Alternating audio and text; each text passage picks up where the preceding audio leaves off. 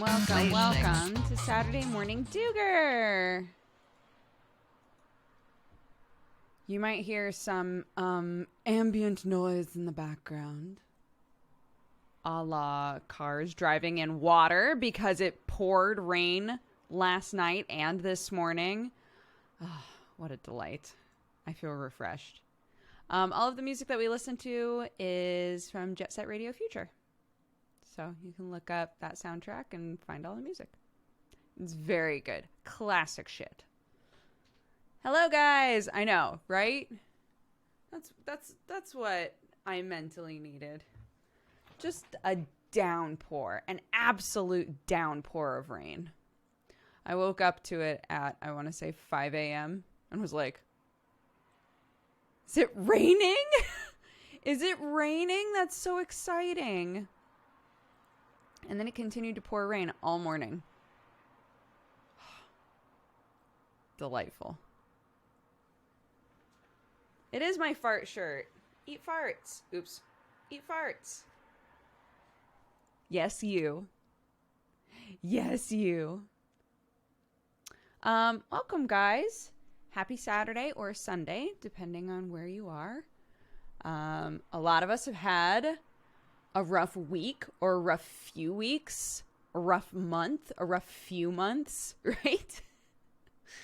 So I hope that you've come here to chill out, to either soak up some positive vibes or give some positive vibes. That is my goal today, is just to hang out with you guys and chit chat about whatever and have a nice time together. So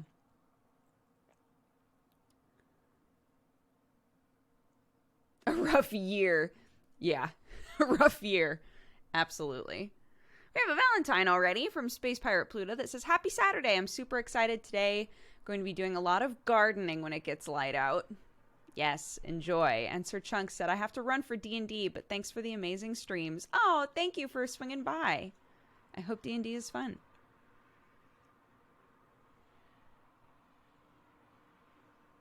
Hi,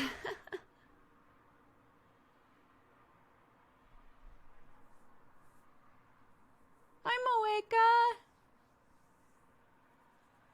Let's get to 2022 already. Oh my god. I'm going to just skip a whole other year as well.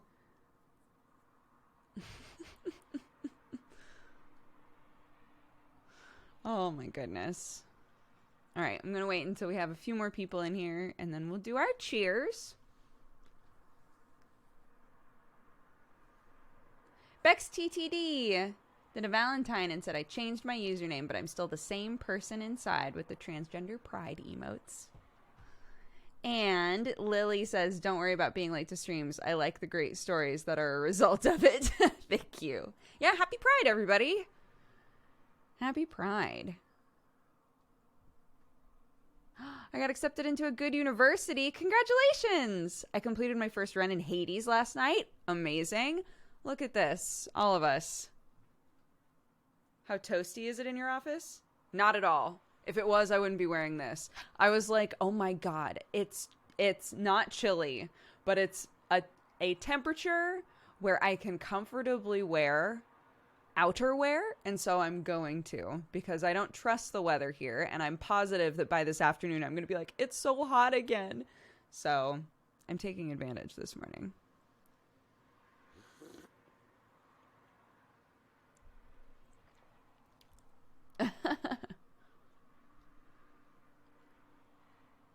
Happy to still be here listening to Saturday Morning DOOGER after all this time. Thank you for the 41 months, Grimsteel Reaper.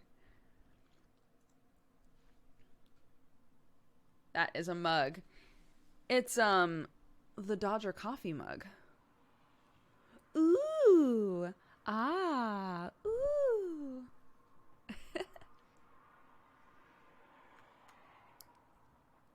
Yeah, I know that oh my god, this week has felt so long. I was like, was it this week? Was it last week?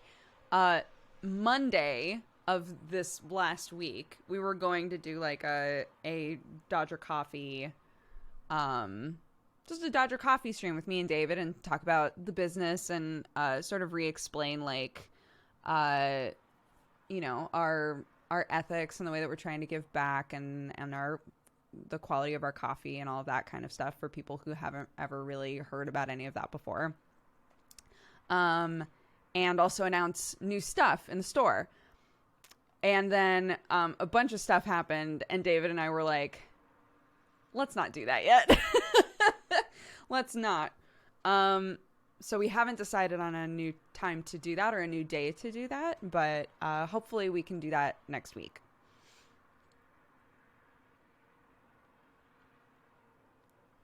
I can't believe we aren't out of 2020 yet. Yeah, the joke that keeps happening that's like, this month is the longest year of my life. It pays forward. It pays for itself every time somebody makes that goof. But Jesse and Cyberpunk, Jesse and Co. I'm so jealous and also very, very excited to play and find my friends. It's going to be so cool.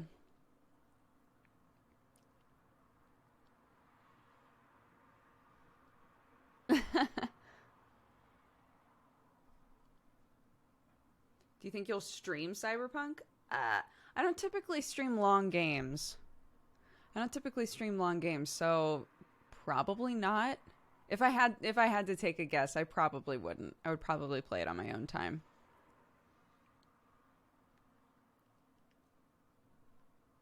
Yeah, if I'm being honest, I knew that Jesse was in the game for a while.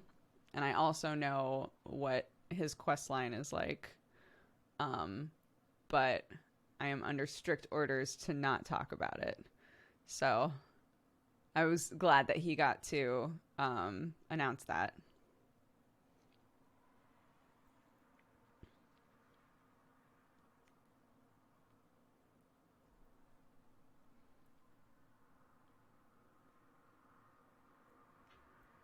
How many subs for you to tell us?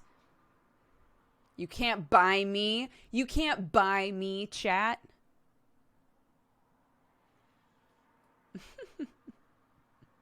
SMD woot. Yeah. Hello, hello. For 1 million subs. 1 million subs. Goodness. Wondering if you'll be watching the D&D game tonight. Which D&D game?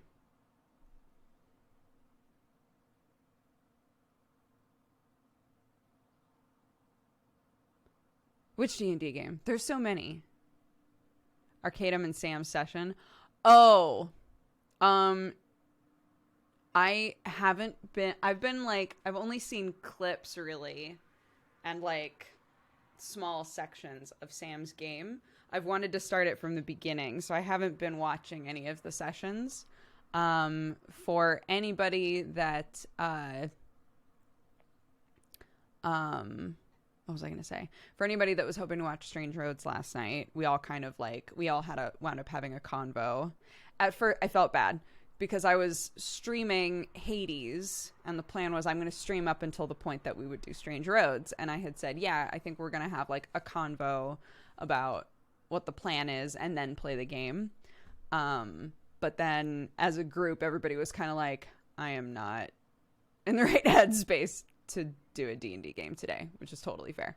So we wound up having the conversation off stream, and then Arcadum did a working stream instead. So nobody missed an episode. It just wound up being canceled.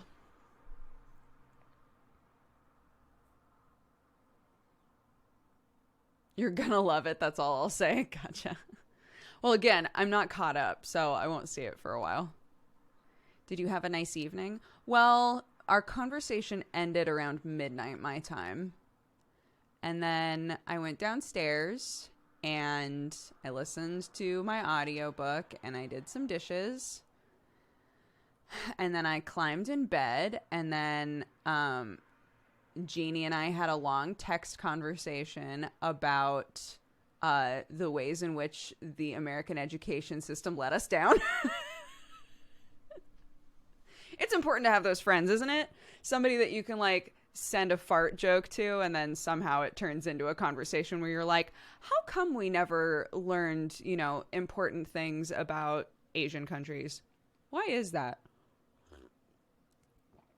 So yeah, I wound up talking to her, like texting with her for like an hour and a half, and then was like, fuck, I need to sleep. It is bedtime.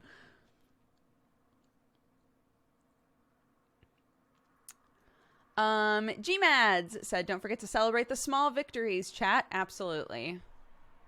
There's a lot of serious stuff going on right now. It does not mean that you cannot be happy or feel victorious or feel emboldened and delighted by things. You are all owed that. Absolutely. Mighty Deacon sends everybody a bunch of hugs. Periodic Ale says, a Valentine for King's Warrior. I hope you're doing well and enjoying the stream. Your lovely personality makes my day a little brighter. Shout out to our lovely mods as well. Thank you. MexTF2 says, hey, chat and Doog. I want to share how proud I am of my dad for not drinking any alcohol for the past 3 months. Please take care of your health. Try to eat healthy and sleep well. Mex! That's amazing. As a person with a parent that has struggled with addiction and alcoholism his entire life, I feel very connected with that. I'm very happy for you and happy for your dad. King's Warrior says, I have a question for you. I mentioned a while back that I was able to publish my very first book last year. Yes! I wanted to send you a copy as a thank you. Since you aren't able to get a P.O. box, I wanted to ask if I can purchase an ebook version for you. It's on the Kindle app. Oh my goodness, that would be incredible. Or you could just tell me the name of the book and I can get it. You don't have to purchase it for me. That's amazing that your book is all like done and good to go. Yeah, I don't have a P.O. box yet, so, and I don't know that I can even set one up yet. I don't think I can. What's the name of the book? Feel free to plug yourself. Tell everybody what the name of your book is. Unless you don't feel comfortable, don't feel pressured. Kitten with a Y says, thank you, Dodger, for the precious warmth, positivity, good vibes, and safe place to be. I love all of you so much. It means so much that I can come here and soak up the goodness. You're all awesome and wonderful. Keep being the best that you and only you can be and living your truth. A sweet message. Purr Void says, after over a year of struggling, I finally got my shit together. I attempted to reach out for help with my mental health yesterday. One step closer to managing it and living a better life. I want to say thank you to this lovely community for keeping me company all these months when I felt alone. You're all awesome. So many good messages today. And This Ends Badly says, I sent the Valentine at the stream yesterday, but it was right at the end, so I'm sending it again. Yesterday, I achieved my degree with first class honors, and I'm so grateful to chat for keeping me sane while I was waiting for the results. Congratulations! Guys! So many wonderful Valentines at the start of the stream with such good, awesome, like, things to celebrate for you guys. That's amazing. Congrats, everybody. We're all very proud of you. We're all sending each other hugs and love. That's awesome.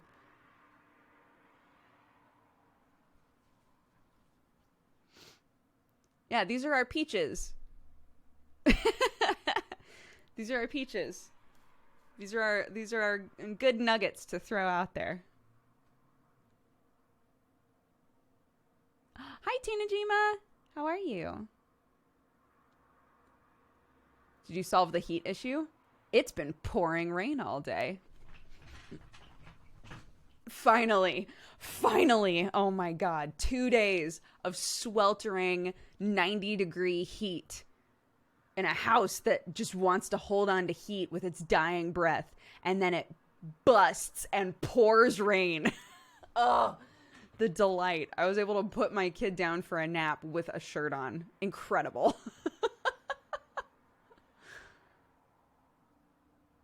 So happy.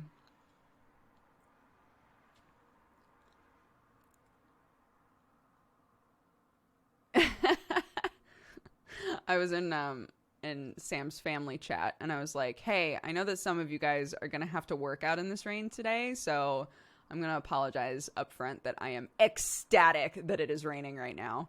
And everybody else in the family was like, no, we agree. It's really good that it's raining. And Sam's mom, who, if she could just live on a sunbed, she would. Sam's mom was like, I am not happy about the rain, but it's fine. I haven't watched your streams in a good while. Do you live in the UK now? I do. I live outside of London with my husband and my baby. We moved here to be closer to Sam's family. And I managed to get my immigration stuff all sorted right before the travel ban hit. So, yay! There was a couple that came by yesterday because I guess they wash the windows on a bunch of houses around here. And so they were coming by to just see if we were interested. And we wound up having like a much longer conversation because Clark was just like running around naked in the background. I was like, I'm sorry that my kid is just is just naked, but we're potty training her and it's hot. So, you know, and they were like, we get it. But we wound up talking for a while, and they were asking me about my accent, and then I was saying that, yeah, you know, I managed to get here and be like totally squared away, but it was right as everything was getting shut down, so I feel really grateful.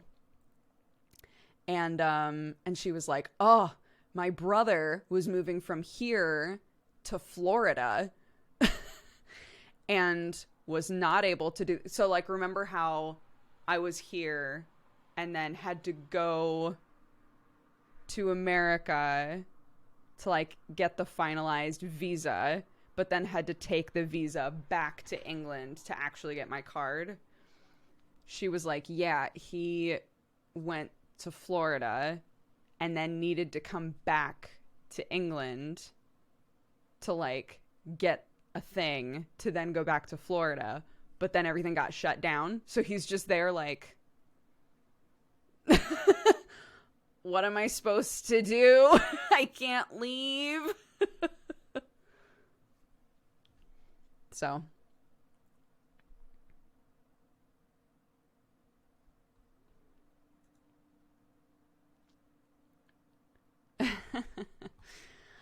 Statue says you're all breathtaking. No, you're breathtaking. Kokusu says chat is full of cuties. Lucinda says, to keep up with the positivity, I want to say thanks to Doogs for keeping me company with work over lockdown. I got a promotion because of it. So thank you, chat, for making my days easier. Congratulations, Lucinda. And some silent irony says, hey, everybody, I hope you're all doing well. You're all lovely. You make my day. I'm struggling with a bunch of stuff. Mental health, test results for rheumatoid arthritis. I'm only 21, and it's all scary and confusing. You've helped keep me going all these years and still helped me so much. So I want to say a big thank you to everyone, and I'm wishing you all the best. We are wishing you all the best, too. Big hugs. I hope everything works out. I'm new to Twitch. It's nice to meet you. Hello. Welcome. I finished my college classes, and now I'm waiting for an externship so that I can get my degree. I love your personality. I'm from Arizona. Oh, well, welcome. And congrats. I hope it goes well. Speaking of your accent, I was watching the old VOD of Rusty Lake Hotel. Your accent has definitely softened since then. Oh, no.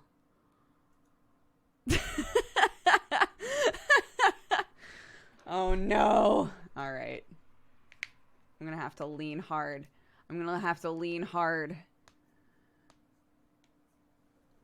I've explained this before, but it's not that I'm resistant to sounding more English. It's that I don't want to speak in a way where English people think that I'm making fun of them. So it's just easier to decide up front, I'm going to continue to sound as American as possible so that I don't have one of those conversations where I get a side eye and somebody's like, is this American like trying to sound English to me right now when I don't want to, right? So I've been resistant to that mentally. So yeah, hearing that doesn't upset me for my sake. It just makes me go, oh no, it's already happening. And I'm like even trying to make sure that I continue to sound American. Are there any words that you feel awkward using the British variant of? No, I've gotten used to a lot of them, like chips and crisps and all of that kind of stuff. I've gotten used to all of that. I still stumble with pants and trousers for sure, but I'm trying to consistently call pants pants and trousers trousers with Clark so that she doesn't get confused that we're all using different words. So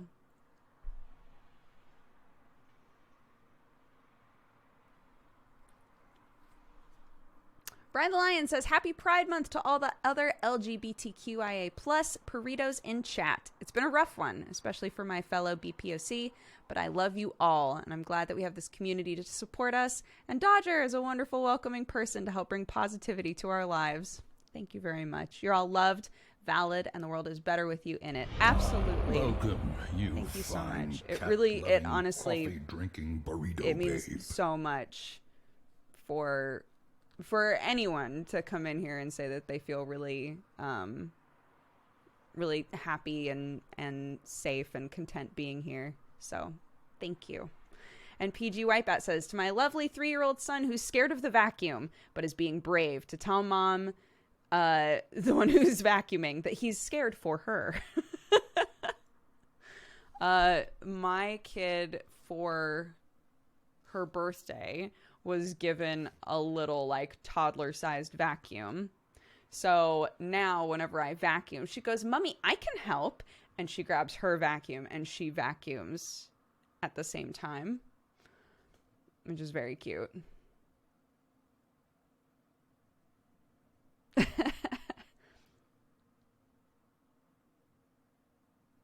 People are saying that the picture is freaking out every now and then. I'm not seeing it.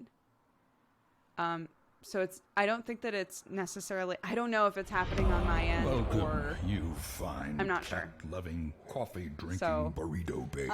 Ethereal Jodin, Ethereal's Jodin, and James0207. Both of you, welcome to the Cat Gang. Thank you very much. It's just the camera focus. Oh. Yeah, it does that. Even when I set the focus to not focus, even when I set it to just stay all the time, it still does this. And I don't know why. It drives me up a wall. Real question. Do you go in public enough right now to lose an accent? I don't think so. I'm not interacting. We have like phone calls and stuff with Sam's family, and I like drop food by there and things like that. So I interact with them to an extent, but I would say that I'm still... Welcome, you fine, cat-loving, coffee-drinking burrito babe. I don't know. It's not the focus. It's glitching. Okay. The name of my book is Floppy's Mission. You don't have to read it. It's a wholesome, mushy book, but it's close to my heart. It might not be the kind of book that you're into, but if you get it, I hope you love it. Oh, thank you, King's Warrior. There you go. That's their book. Nathan says, I want to throw onto the love pile. Hello from Tejas de America. I'm hyped up on coffee, and now I have entertainment. I have a question. How do you describe an American biscuit to your British friends? I say that they're like a cross of an English muffin and a croissant. Oh, right. Sam calls them... Sam thinks that American biscuits are like scones, which I think they are nothing like scones. But that's an argument that he and I have had too many times for me to care anymore. And Burgers says, have a good day, everybody. I'm going to the liquor store so I can cool down in this heat. Enjoy.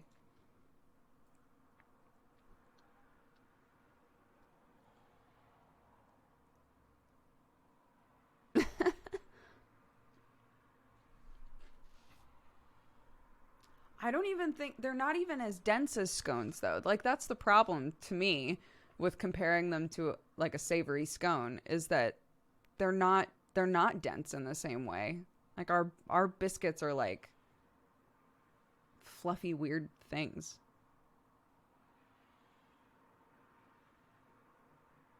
What do you call what British people call biscuits? Oh, like English, like if Sam were to come in here and be like, here, honey, I got you a biscuit, it would be a cookie to us. In America, we would call them cookies. They're all cookies to us.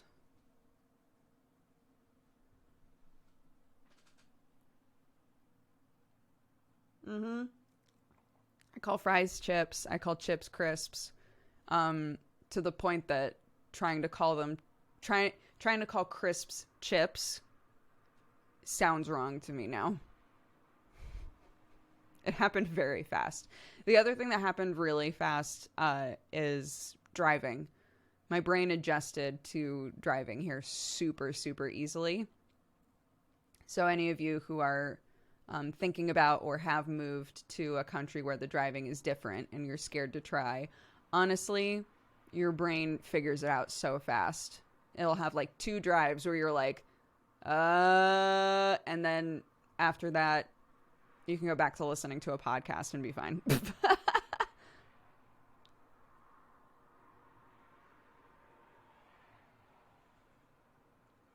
I have to get a UK license eventually, yes. I can use my American driver's license for the first year that I live here.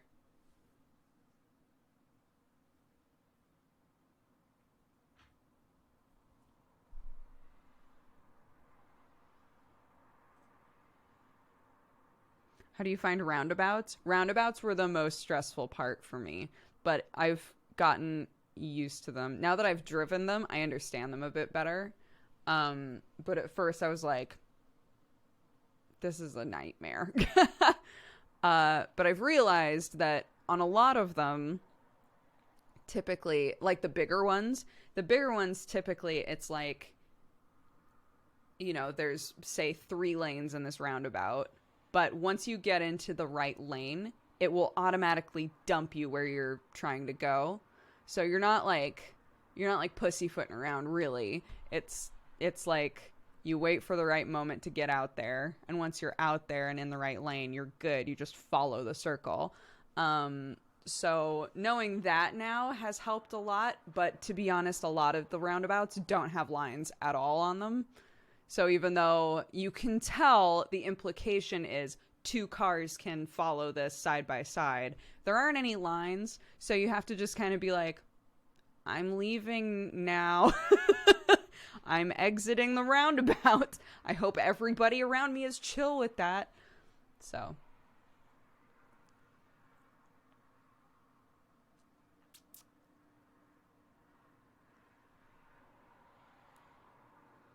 Yeah, I've gotten much more used to them because there are only, again, the only places that we go are to my mother-in-law's house to pick things up or to drop things off, or to the grocery store. Those are literally the only places that I have been able to drive to or go to. And that means that there are a grand total of like 3 roundabouts that I have learned to drive on, and I know what lane does what and all of that good stuff.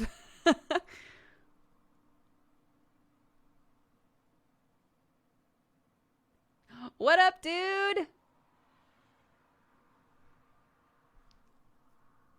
Thornavelli in chat is my brother-in-law. Speaking of family, that is Sam's brother. He started streaming. If you guys would like to check him out.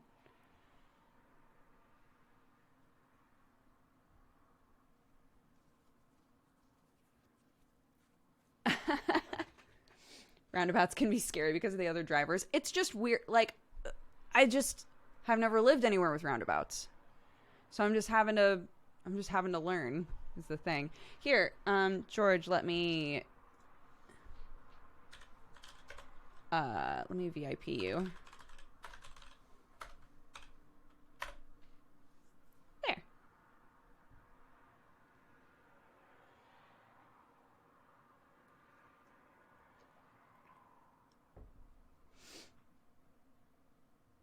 I came over to see how it's done by a pro.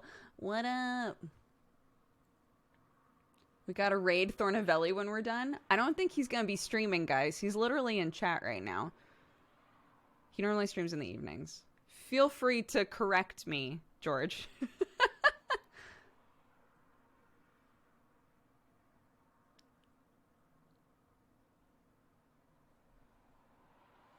Regardless of the traffic rules, the biggest vehicle will determine if you get off the roundabout. Oof. Oof.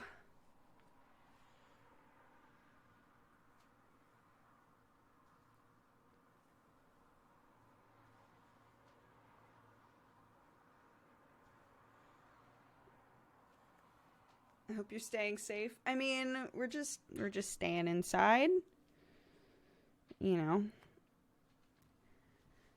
Staying inside, doing our thing. Baby duties until the evening, unfortunately, much like stripping. Big daddy energy, guys. And I don't mean that in a weird way. I mean an actual daddy way.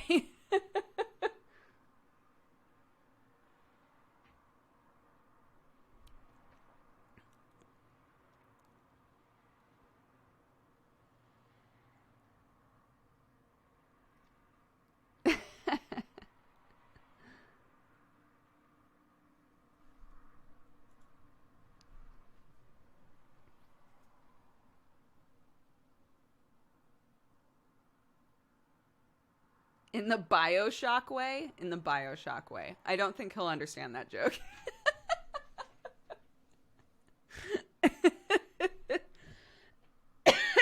Yes, exactly. In the Bioshock way, totally. There are no roundabouts in the US. Apparently, somebody in chat was saying that they live in Indiana, and Indiana has a bunch of them.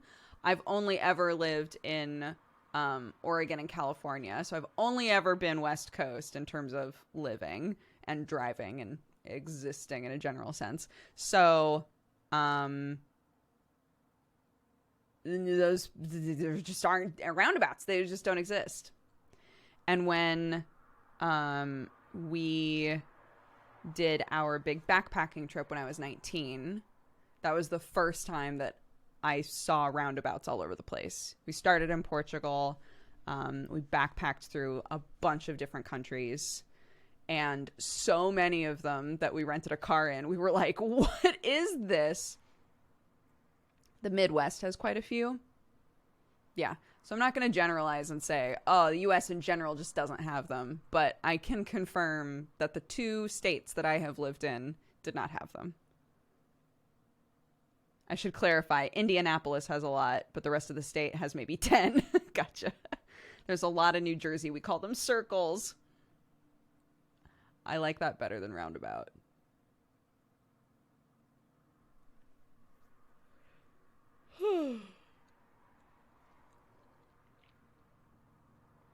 Are they all just big crossroads? Yes. We have a lot of like 4-way stops. And then you learn through driver's ed and stuff, you learn how to determine right of way and stuff. Everybody ignores it though. Everybody just gets there at the same time and then they're like, it's my turn.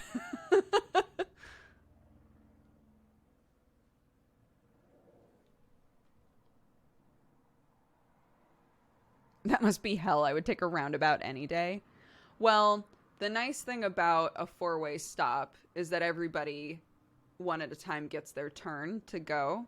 Whereas with a roundabout, especially if there are multiple lanes, you're just kind of sitting there like, man, I really hope there's an opening soon for me to get the fuck out of here.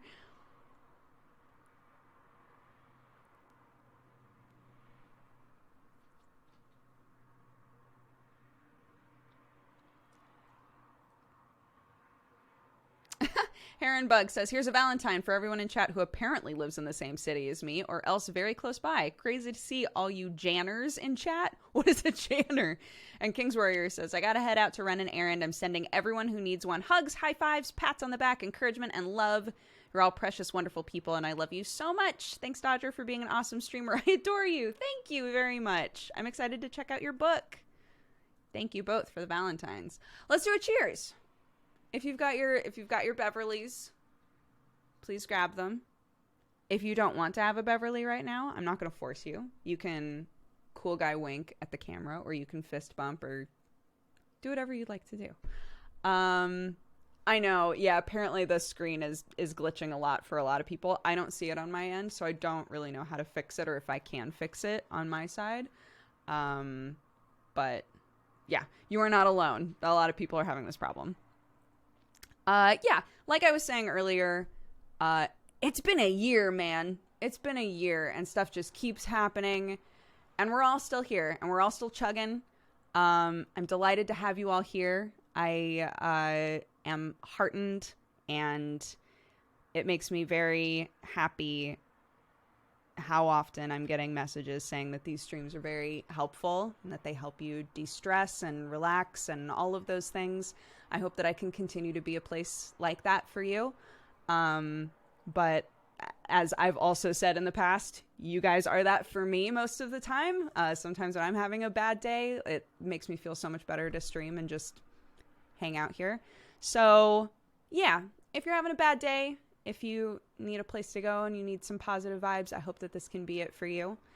And I hope that we all have a good stream. 3, 2, 1, cheers. Boop. That was redeemed by Self-Care Best Care. Thank you for redeeming the cheers today. And we had some hydrates. External, King's Warrior, and Chesara. What a good name. All 3 of you, thank you very much for using your points to remind everybody to drink some water and take their pills and stretch and do all of those important things. I know, the focus is driving me nuts, actually. Hold on. I'm going to just refresh the camera, and we're going to see if it fixes some of these issues, because something's happening here that's, like, really obnoxious. Reactivate. Welcome, you fine cat-loving, coffee-drinking burrito babe. Okay. We'll see if that helps. Fingers crossed. What camera do you use? I stole Sam's Logitech. He has like the most recent Logitech webcam. So that's what I've been using. I haven't been able to get... Before I moved, I was using like a DSLR. And I haven't been able to get it to work since we moved. Plugging it in to charge with the adapter hasn't worked. And I haven't been able to find the right cord. So I kind of gave up. So Sam and I have just been passing the Logitech back and forth, and I would love to get another one because I think this camera has worked great for us. But it's hard to find webcams, or at least, actually, you know what? If I'm being totally honest, I haven't looked in like a week and a half. So I've been watching you since 9 years ago. Whoa. Thank you very much. The whole world wants webcams. Yeah, I'm sure that it's slowed down. I'm sure it's slowed down by now. It hasn't been a priority to look.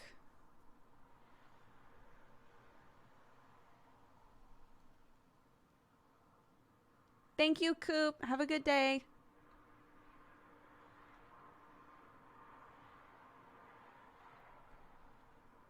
Any Clarky stories? Any Clarky stories today? We were watching, right before nap, we were watching, there's a show called Shaun the Sheep. And we were watching Shaun the Sheep. And I was like, I need to go to the bathroom, so I'll be right back, Clark. And she goes, okay. And I left, and I went to the bathroom. And then I could hear Clarky walking around saying something like really sad. And I was like, what is going on with her? So I got up and I came back into the living room and I was like, honey, what are you so sad about? What's going on? And she looked at me. She was like holding on to, imagine, because we decided to eat just like kind of a finger foodie lunch. So she's holding on to like a cheese stick, looking at me really sad, and goes, baby sheep lost its bit.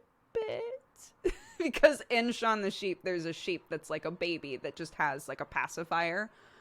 She's like, baby sheep lost its bit. Like really sad. sad for this baby sheep that lost its pacifier in the show. And I was like, oh, honey, I'm sure it's fine. I'm sure by next episode, the baby will have found its pacifier again. And lo and behold, like the very first screen of the next episode was the baby sheep with the bibbit back in its mouth. So we were like, see, it's fine. The baby's fine. And she was like, it's very cute. She is 2, not 2.5, just 2. Yeah, just 2. Yeah. She has a lot of empathy. I saw the glitch that time. I saw a glitch, and it opened up my eyes. I saw a glitch. Right? Wallace and Gromit was the one that I saw a lot. I never saw Shaun the Sheep, but there's Shaun the Sheep, and then there's another one that's like a learning show, that's also on Netflix. I can't remember what that one's called, but she loves both of them.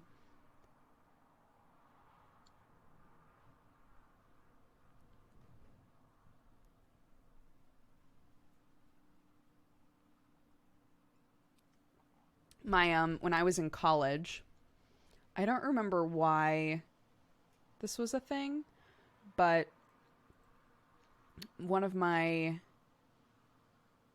trying to remember if it was for my costuming class or not. One of my professors showed us a bunch of clips from Wallace and Gromit to point out that, like, with their style, because there was no talking in the show, right? They had to rely entirely on emotion. Like, how do you show emotion in the face to get across what you could just say, but nobody speaks in the show, right? And we talked about, like,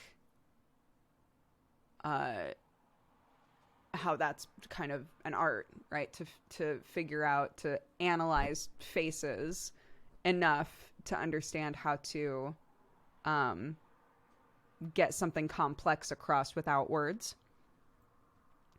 Their defo is talking.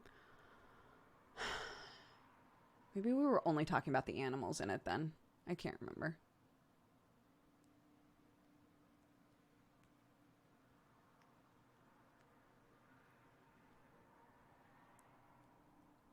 But yeah. Gromit doesn't talk. Okay, there you go.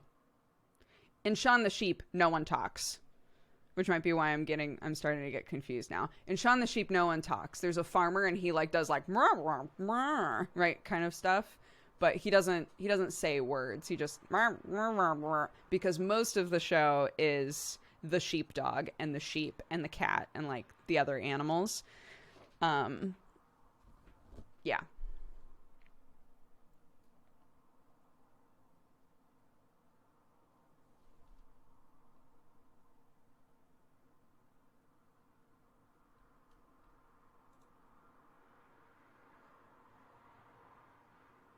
I didn't get a notification you were live. I'm sorry. Make sure that you have it set to be notified, because you can have it set to not be notified or to be notified. Have you ever been to Dubai? I have not. I know a lot of people who have been, but I have never been to Dubai. I love when Wallace and Gromit make a rocket ship. Oh my god. Can I admit something to you guys? So we had watched the whole first season of Hey Dougie on Netflix, because the first season is on Netflix here. And everybody kept being like, once you make a BBC account, you'll be able to watch all of the other episodes. So I finally did. And I was like, oh my god, we can watch more Hey Dougie. This is so exciting, because we had just been watching the same episodes over and over and over again. And I actually love that show. I think it's super cute. And so we started watching season 2, and one of the first episodes in season 2 is all of the kids deciding to go in their treehouse, and they all go in the treehouse, and they don't fit. And so they go back to Dougie, and they're like, the treehouse has shrunk. And then the narrator voice, because Dougie doesn't talk, he just barks. The narrator voice is like, "That's right, squirrels. The treehouse hasn't shrunk. It's just that you've all gotten bigger." And I was like, I wonder how long all of these kids have known each other. And I got like really weird about an episode of Hey Dougie. Like, oh, I wonder how long they've all been squirrels. I wonder how long they've all been coming here and like been best friends. I was like, oh my God, I need to stop watching fucking kids shows because I'm getting in way too deep. I have like strong opinions about every kids show that Clark watches. It's very silly. But yeah, Hey Dougie, it's very cute. You're a real parent now. I guess so. I get more emotional the older I get, for sure. I've talked about this before, but when I was in college, I like didn't cry about anything. I didn't cry when going through like a really bad breakup. I didn't cry watching movies. I didn't cry about anything. I was like very emotionally kind of closed off, and it was kind of a point of pride for me. Like, yeah, I don't cry about stuff. I'm fucking hardcore, right? And I don't know what it was that sort of opened the floodgates for me. I cry very easily now. And I don't think that like one is worse than the other, but it is funny to look back on that and be like, I think I spent maybe 3 years not crying about anything. And I, at that time, was like having rough stuff go on with my dad, with like the addiction stuff. Was in like a bad relationship, like all kinds of shit. I had like friend drama with my roommates, and just emotionally just fucking shut down for like 3 years. And I look back on that and I'm like, it's not that at the time I felt like there was anything necessarily wrong with me. But as I've gotten older, I've definitely felt much more comfortable, and it's been much easier for me to like connect with how I'm feeling about something. So I think that's normal. This is all to say, I think that that's normal to like, as you get older, be more emotional maybe.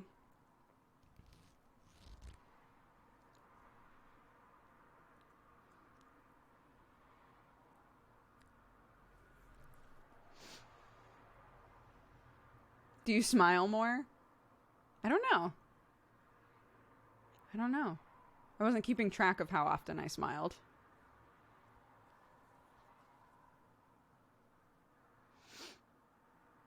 Are you in any podcasts? I haven't watched you in a while. Jesse Cox and I are talking about doing a podcast together eventually. So there's that. And then I am in a D&D game on Arcadum's channel that is mostly audio. And then I have a manga podcast, like a book club podcast called Manga Pod, with my friend Erin and Moeka, who's in chat, and our other friend Lou. So I'm on 3 things that are kind of podcasts. I say kind of because like Manga Pod does, when it is streamed, it does have all of our cams. So there is a video element to Manga Pod. There is a video element to the Arcadum game. But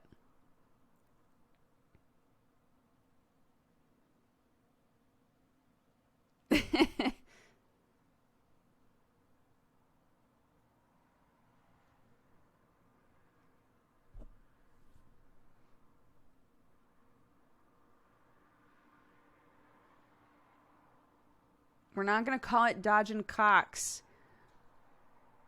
That's not what it's going to be called. I refuse. How do you find the time to work and raise a kid? I have a partner who splits the shit with me.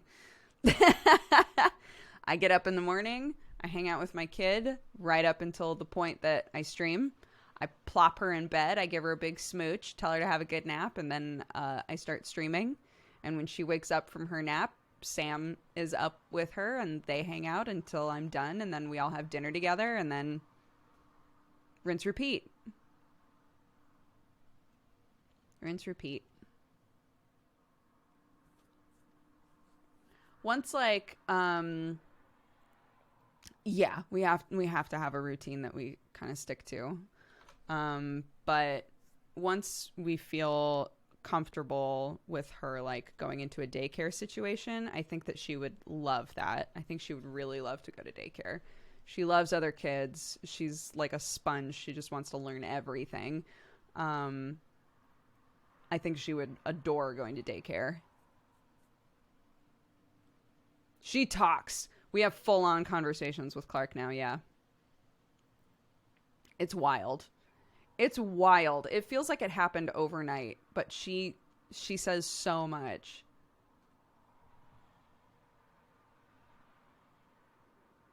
I watched a video of you kicking Will Wheaton's ass at a board game last night, and I thought I'd come by to say hi. What's up?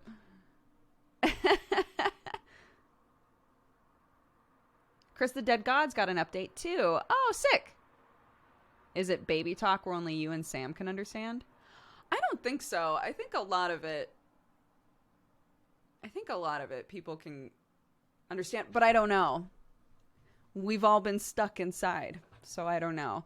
I'll send videos to, like, Jeannie or my mom sometimes, and they'll be like, oh, what did she say here? But for the most part, I think people can understand her. When she's on stream, I can understand her. Yeah, yeah. Have you seen that formula advert where for a split second the kid looks like Clark? No. Are you with putting kids on social media or against? We don't hide her. She comes by stream and says hi. And we have put pictures of her up before. We try not to make it so that, like, we put pictures of her up too much or that she comes by stream too often. We're not, like, strict about how often that is, but we don't want it to be like we're marketing our child, if that makes sense.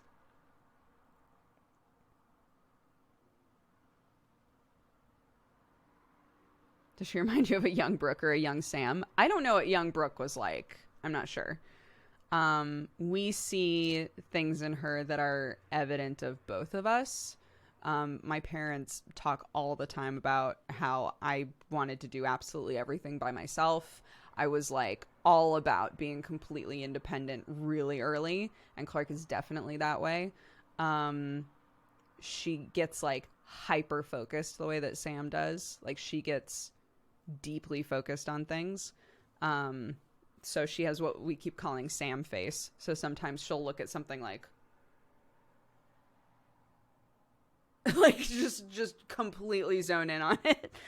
That's a very Sam trait. Any of you who have watched him play games before, how he just gets, like, laser focused on stuff. Clark is that way. So I think she's a good combo of the both of us.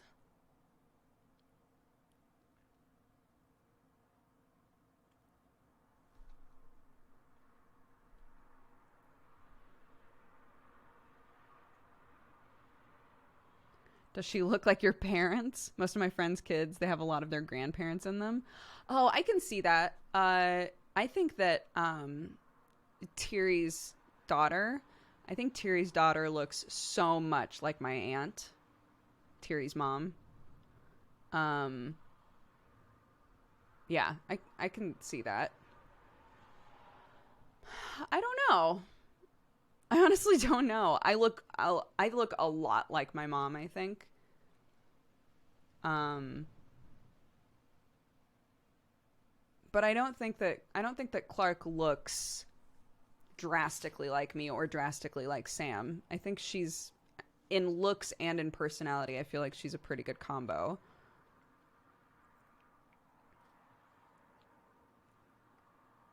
Is Thierry's mom your mom's twin? No, Thierry's mom is my dad's younger sister. Weirdly, the Turkish tradition says the daughter looks like their uncle from their mother's side, and sons look like their aunts from their father's side. How interesting.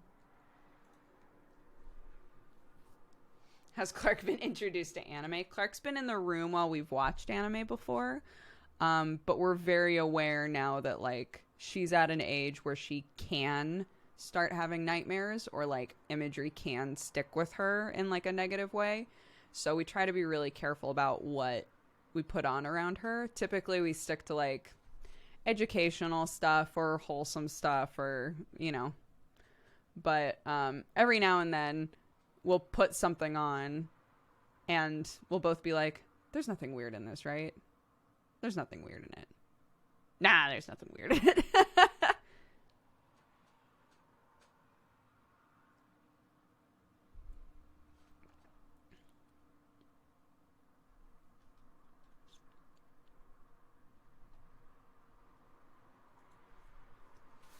It's starting to warm up again. Damn it.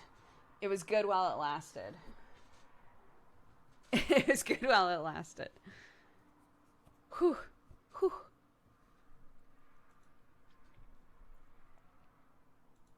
Dorohedoro for children. Yo, Dorohedoro is great, though. It's just, they better do a season 2 because it was a non-ending. No spoilers. The end of season 1 was not, it wasn't like a satisfying, like, button on top kind of ending, so. My shirt does say eat farts with a big bird on it. I'm watching it right now. Enjoy. We loved it.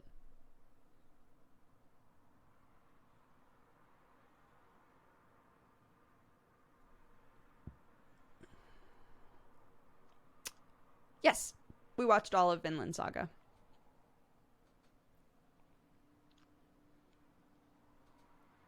I got volume 1 of Dorohedoro. It's a bit too dark for me, I think. I'm morbidly curious, though. The show definitely keeps with, like, the kind of stark violence, for sure. So if that's the part of it that you're like, I don't know about this.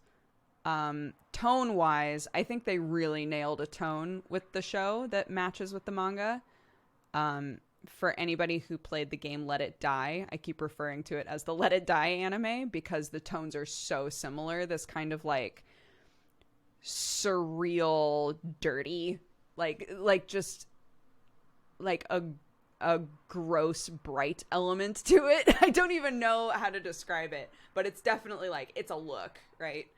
And I think that in animated form, especially having the whole show be CGI, in animated form, it was really impressive how they nailed that, like the look of it. But yeah, if it felt like it was a little too violent or a little too weird, the anime is definitely violent and weird. So, Dorohedoro, it was an anime from 2 seasons ago, but it was bought by Netflix, so a lot of people haven't been able to watch it until now because it's on Netflix now. But we watched it and we really, really liked it.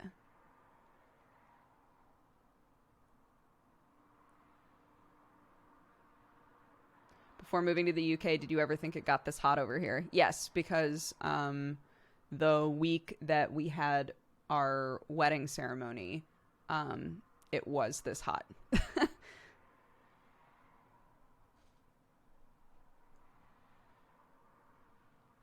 I thought Dorohedoro was the basketball anime.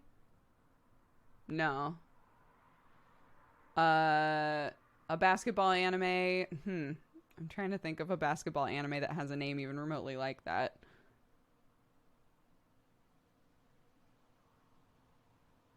Thank you very much, guys, for the subs and resubs. I appreciate it. I'll read them all off at the end, I promise. Thank you very much for all the support.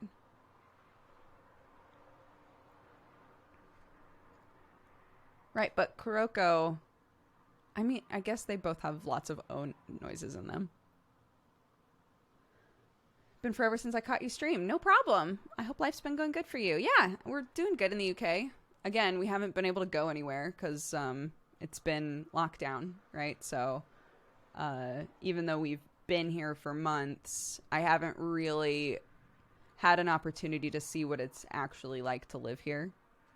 So, and going by the look of how things wind up when stuff reopens in other places, I'm going to assume that we should probably stay indoors for a while longer. So we'll see. Stay safe, everybody. Wear masks. Do you want citizenship? I have no idea. I have no idea. I have a card that says permanent resident on it.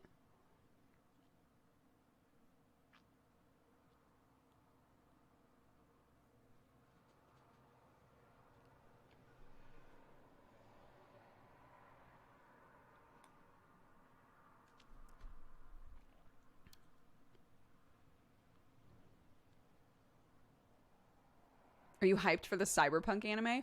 That was a wild announcement.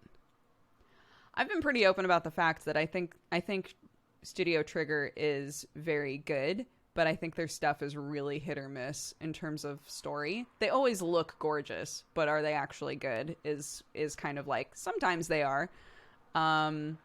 So yeah, I hope that it's good. I'm sure it'll be beautiful. I just hope that it's good.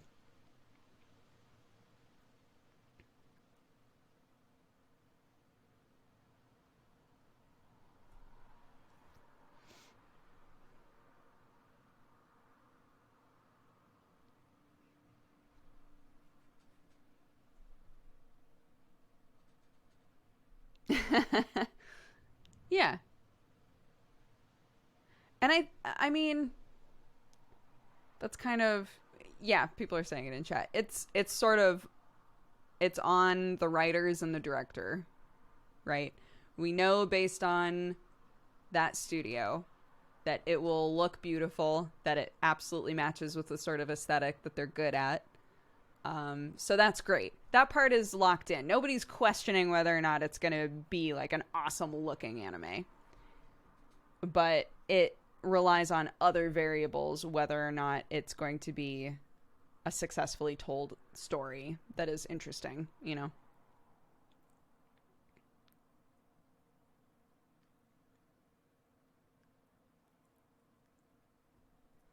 As someone who knows very little about anime, is Trigger Studio a good choice?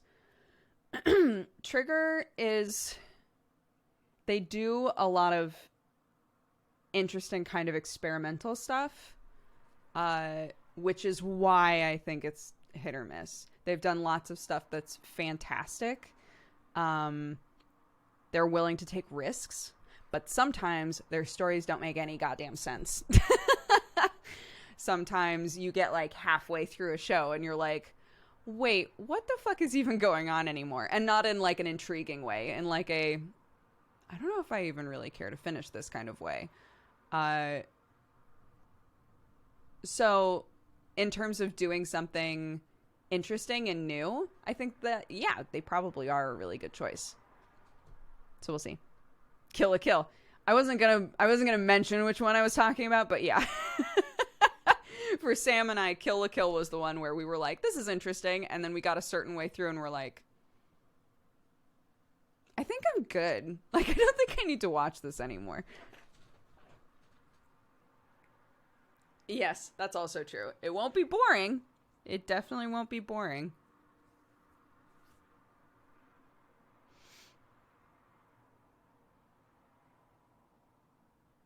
Yeah, don't spoil any of these anime that we're talking about. Don't spoil them for people who haven't had a chance to watch them that intend to. But that's my spoiler-free review of Kill la Kill. Interesting up to a point. What about Tower of God? I finally got to... Yeah, Miss Random Badger and I watched a few episodes of Tower of God together. So I had watched the first episode by myself and then started the second episode. And so she and I watched... How many? 5 or 6? It was one of those situations where we got to the point where we started an episode and I was like, okay, after this episode, I have to go. And then it ended in a way where I was like, okay, we'll watch one more. But then after that episode, I have to go. Then we watched another one. So, again, I've read the manhwa. I'm not caught up on it, but I've read a lot of the manhwa. And Miana never had. So she did not know what she was getting into story-wise at all. And both of us were like pretty invested in it and plan on watching more of it this coming up week together.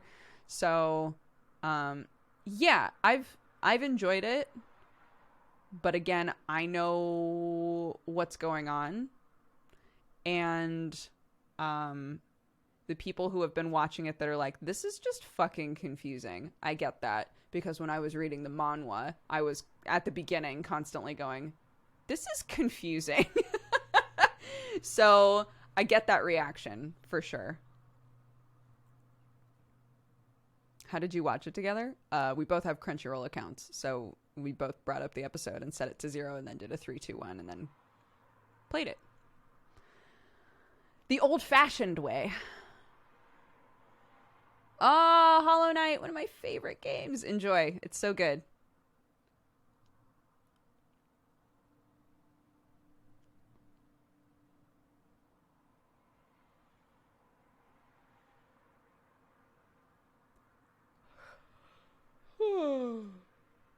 I feel like most good stories start confusing.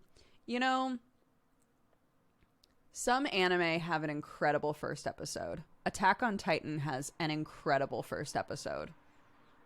I'm not like a huge Attack on Titan fan, but I will admit the first episode of that show is incredible.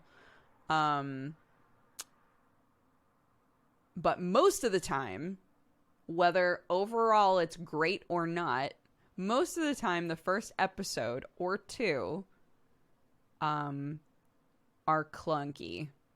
Sometimes they are overloaded with exposition. Sometimes it's a lot of conversations like, wow, isn't it crazy that all of us are here in this magical world together? Wow, what an incredible setup for our story.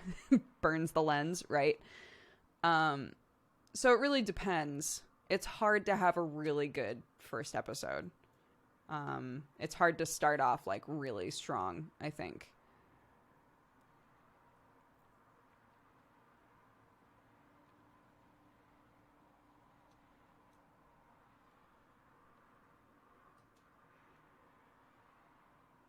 I haven't watched Dark. I've heard it's great, though.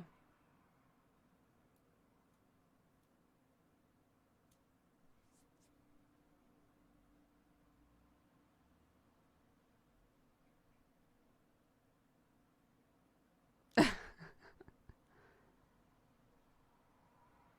really hated the first episode of Full Metal Alchemist. Interesting. The first anime? Or Brotherhood? I don't remember if there's like much of a difference, because even Brotherhood like kind of goes like rehashes the same stuff.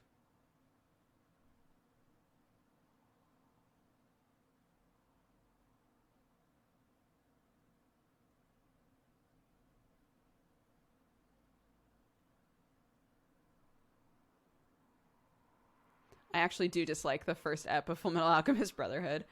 Full Metal Alchemist Brotherhood, I think it was smart that they said, okay, we've already put out an anime that covered this stuff. We're redoing the anime and following the manga this time, but we can't just like pick up where they deviated. That's not going to make any sense. It's been long enough that we can't just assume that people have watched it, right?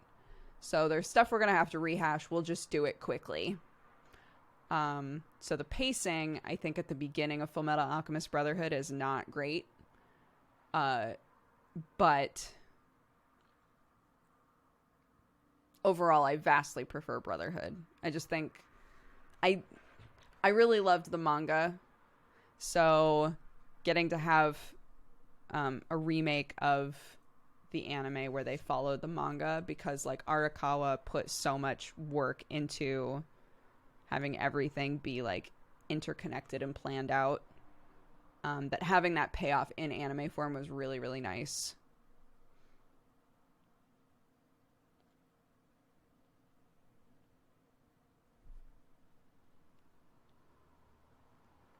Eat farts? Eat farts. It's just a suggestion. It's not a demand.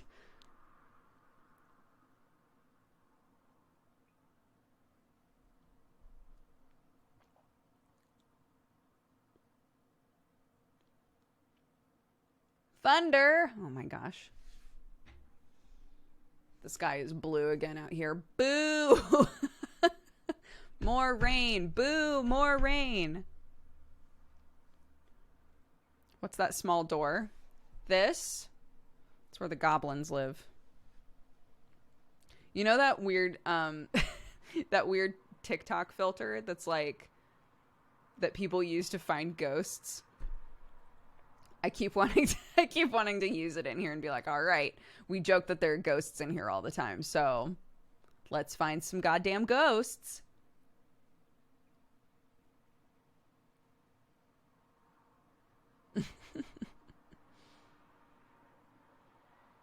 Hi, Honoref. Welcome. Yep, I'm still here. Stream almost every day.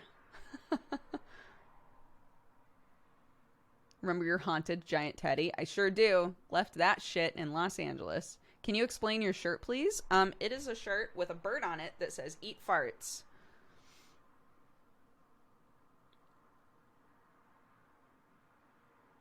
The rain doesn't bother me. I desperately want the rain. More rain, please.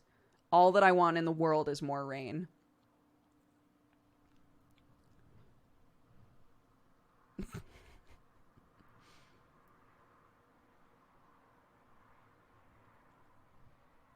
Can you explain the deeper meaning to the shirt?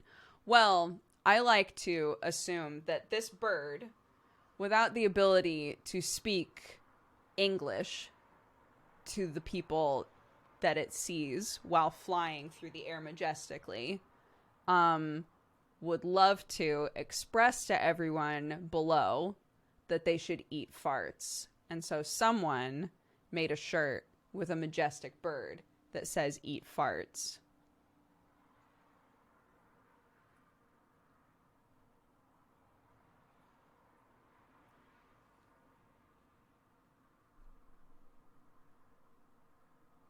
Not enough advocates for that respect for the bird.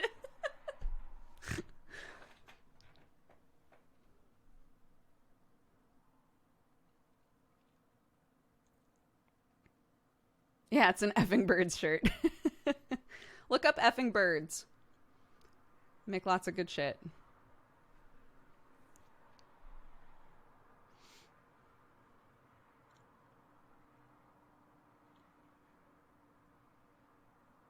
Just a straight up weird ass shirt. It is, yeah. Those are my favorite shirts. You're in love with my hair? Thank you. I'm not. I'm not. But I appreciate it.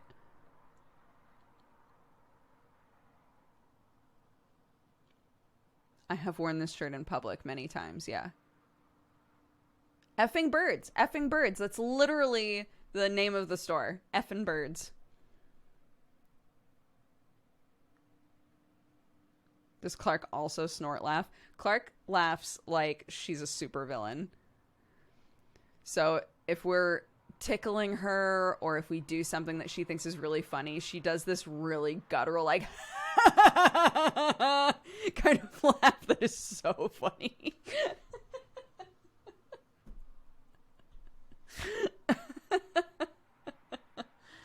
So, you know, she's letting us know who she is early on, and we can choose to ignore the signs or not.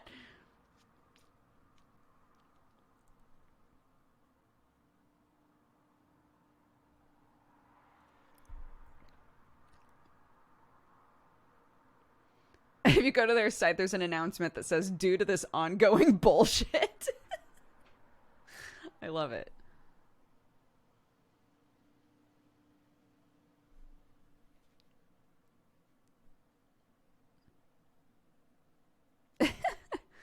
Yeah, it's like that argument that that sometimes the villains in Disney movies should be the main characters.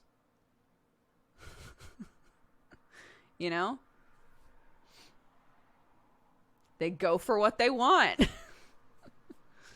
Strong, independent people doing what they want to do. sometimes it's bad stuff. Ignore that part.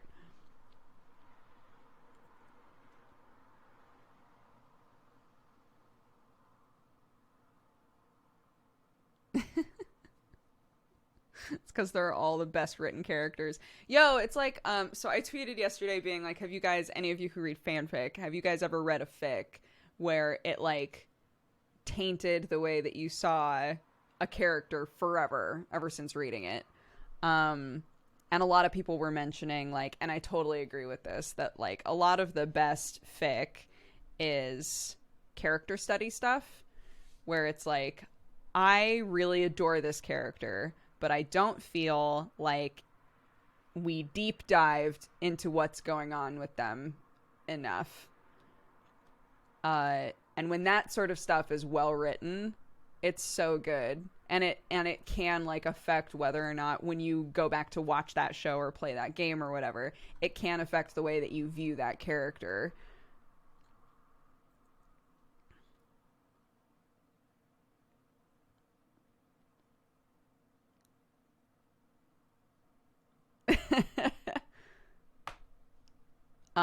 The example that I was giving was, there's a fic that I read a long time ago, like forever ago when I was like big into Yu Yu Hakusho. So this is like middle school, high school, that characterized Kurama, as like kind of yandere, and the way that it was written, it was so believable. And I wonder if I could find this fic. I probably can't. But the way that it was written was so believable because at the end of the day, Kurama is like a demon thief, right? It's like a character that absolutely will do super fucked up shit to get whatever he wants, at least in his like Yoko, like demon version, right? And the way it was written was so believable because it was like through the eyes of like human Kurama, like acknowledging that he has these like really bad impulses. It was really good, but forever, ever since I read that, I will always think of Kurama as having like some really fucked up shit going on, like behind his beautiful soft persona.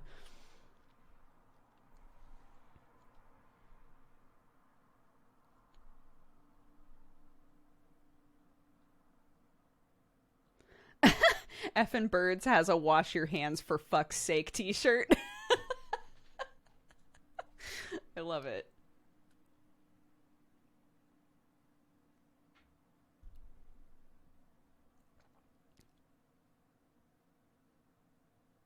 Did you ever hear that Hiei's last name is Snickle Fritz? I used to have a magazine and the manga writer said that. Well, I guess that's also canonical now, and I'll never forget that. I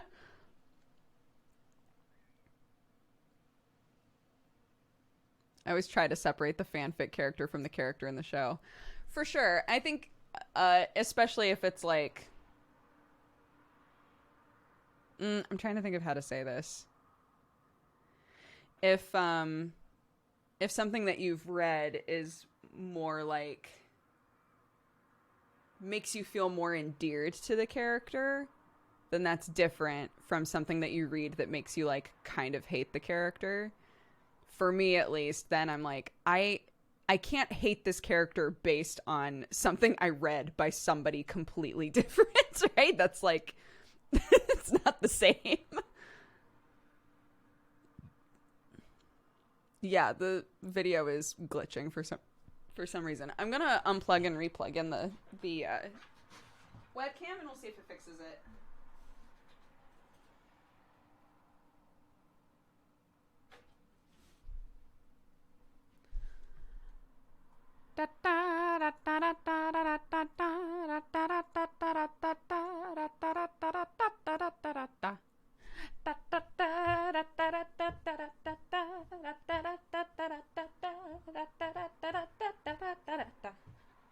Cool.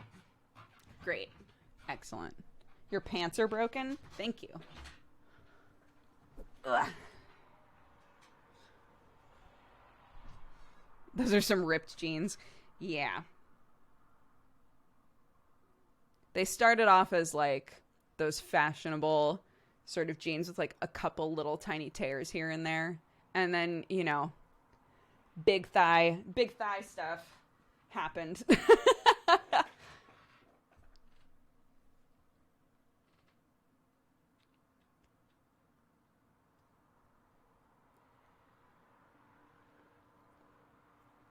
You can still pretend it's fashion. Depending on the person, they'll either be like, wait, so you've ripped those up just from living in them? Surely you should get a different size of jeans. Or they'll respect it. Who knows?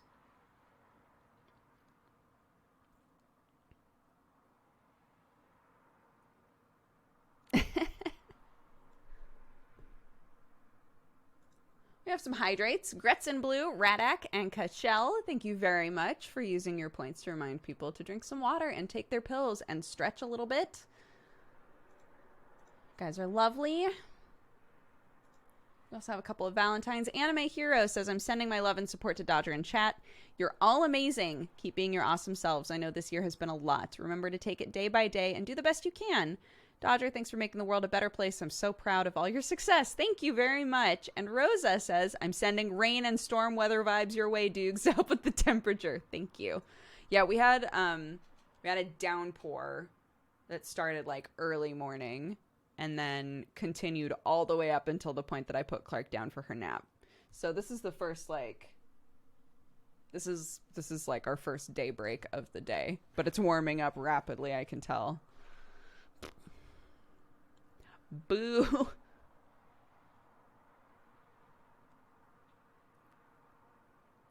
Come on, clouds, help the plants. We're doing Dougie's rain dance. Come on, clouds, help the plants. We're doing Dougie's rain dance.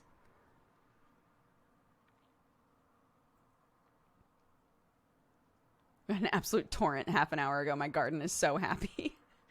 All of my my tomato plants, I really need to put caging around now.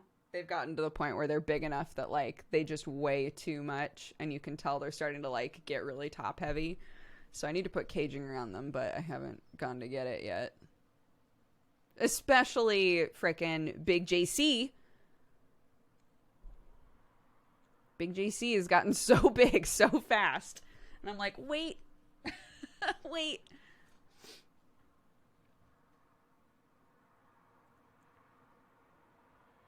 What's in your garden? I have 2 tomato plants. Big JC, aka Big Jesse Cox, and Crendor are my 2 tomato plants. They're both flowering quite a bit. They have lots of little baby tomatoes on them. I'm very excited. And then I have chives that Sam named Criken. Adorable. I told Sam that I was naming all of the plants after friends, and he pointed to the chives, and he was like, do they have a name? And I was like, no. And he goes, cool. I'm going to name those Criken. Very cute. So we have chives named Criken. We have a parsley plant named Parsleyoosh, named after my friend Dar. 2 basil plants, a regular basil and Greek basil. The Greek basil is named Aaron. The regular basil doesn't have a name yet. 2 pepper plants, Spiceivers, which is named after David. And then the other one is Spicy Rosti, which is named after my other friend David. Genie died. The genie plant died. Very sad. We have a mint plant named Octomint. I finally bought coriander, cilantro, but I haven't replanted it yet, and I haven't named it. What else do I have? We have the sunflowers. Those are Clarky's. I don't feel like I can name those. They're Clarky's plants. She planted them and everything.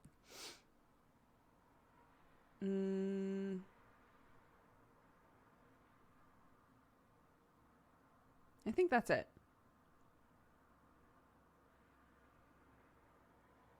How tall are the sunflowers? Oh my god. Imagine that the pot is on the ground. They're about this tall now. There's 2 flowers, but Sam has had to like take a big stick and put it in there and like tie them to the stick because they're they're so heavy, they just fall over. So he tied them up to keep them upright. And they're very pretty. Is Aaron Basil doing better? It's okay. Hold on. I have a picture.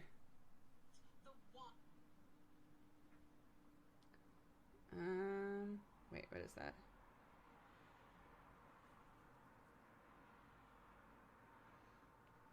Yeah, okay, hold on. Kraken. Big chive boy. Parsley-oosh. Some of them are thriving. Big time. My regular basil plant. Getting bushy. Aaron. My poor Greek basil. Aaron. She's trying.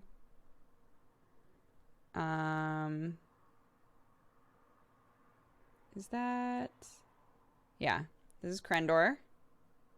See, he's doing good. We've got some really pretty vines that are like creeping onto our property, which I am 100% encouraging. And then Jesse. Big JC. And then, oh, that's my kid's butt. I went to take a picture of a plant and Clark just like ran in front of it. Peppers. This one's Spiceivers. And then this one is Spicy Rosti. So those are definitely different plants, and I don't know what kind of peppers either of them are. And then I cut back Octomint because he was like, I don't know, looking kind of weird. So I just kind of clipped back to the split point for a bunch of it, and he's starting to fill out a bit more now. So that's Octomint. And yeah, that's it. That's all of them. Oh my gosh, do you guys want to see something really cute? Do you guys want to see a Clark video?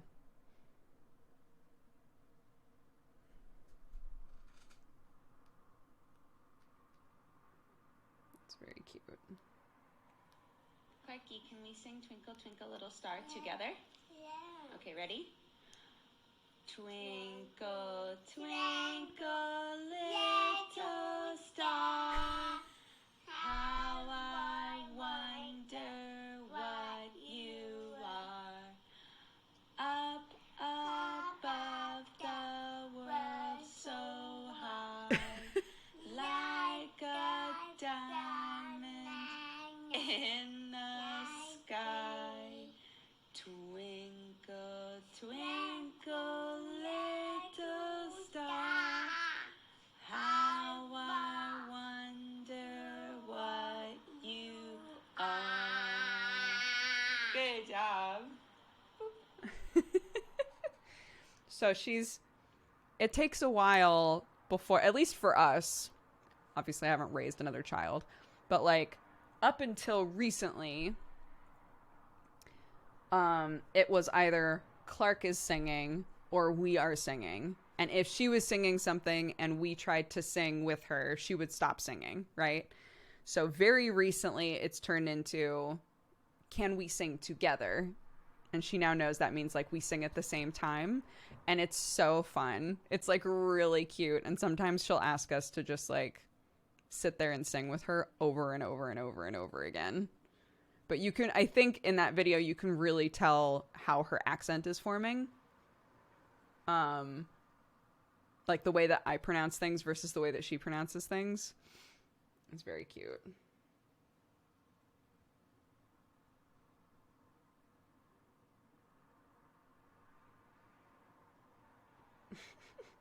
Sorry. She's cute. I like her.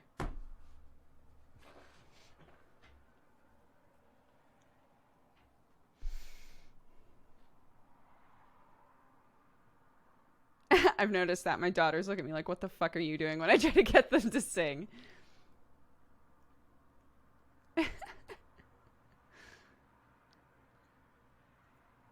How old is she now? She's 2. She's like 2 years and a couple months.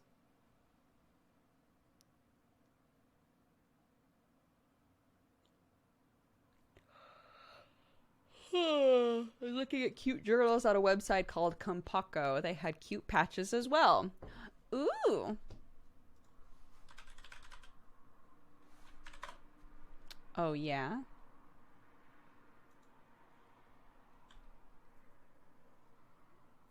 Oh, these journals are so pretty. Patches.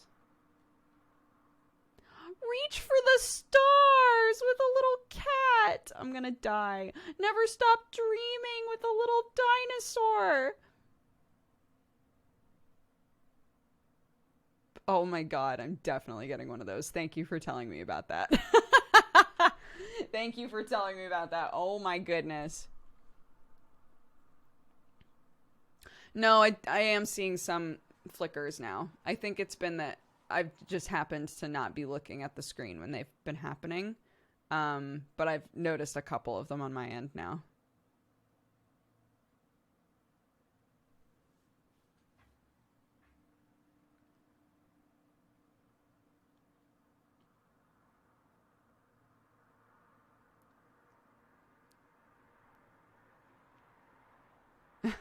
I know, I don't understand. I tried refreshing the camera. I unplugged and replugged it in. I'm not sure why it's doing that. It's very odd. It's this. Hold on. Oops. Oof, that's a big link. But there you go.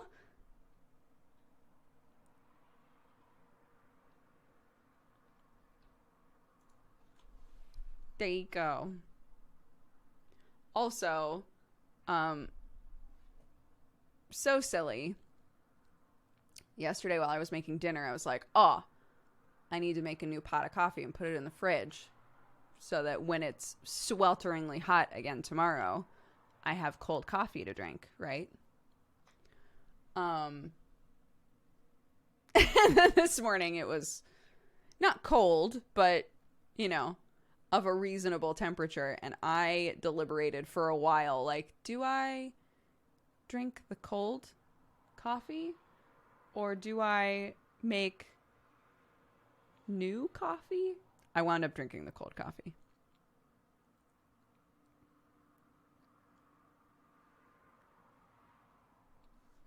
I want more of this 6 a.m. streamers.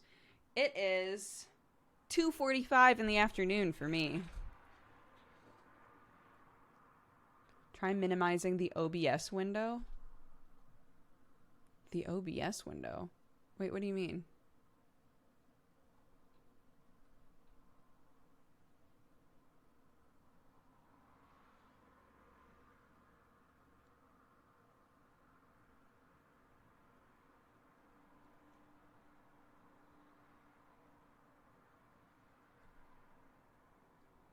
Yeah, I don't have anything set to auto. I have everything set to like actual sizes and stuff. So, I don't know.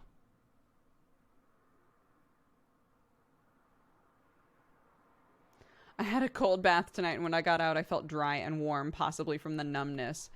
Yeah, in my experience, I don't do well with cold baths, but cold showers can be so nice. At first, when you get into them, you're like, ugh! But then it's so nice. Also, if it's not that nice, it encourages you to just like take a quick shower and get on with your life.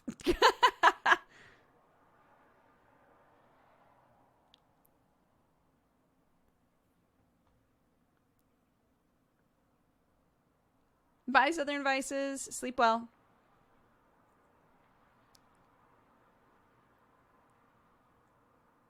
The shower is the highlight of my day. I'm not like a big showers person.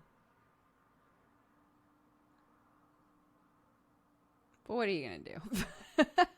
What are you going to do?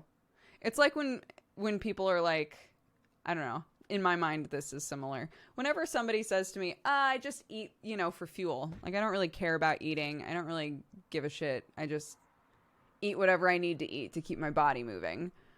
That is so difficult for me to understand. But I'm sure that when I say, like, I shower because I have to shower, and yes, I feel better after a shower, but like I don't crave the shower, and being in the shower is not like particularly exciting for me. I just take a shower when I need a shower, right? I'm sure that for people who consistently take a shower every day, or like just adore taking a shower, that sounds ridiculous.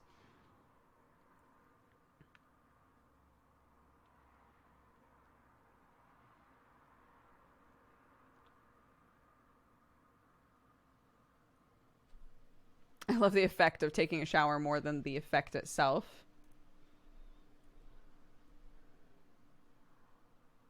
I'm both. You don't shower every day? No. I let my natural oils do their shit, man. It's good for your skin. Your body does some good stuff. Just naturally.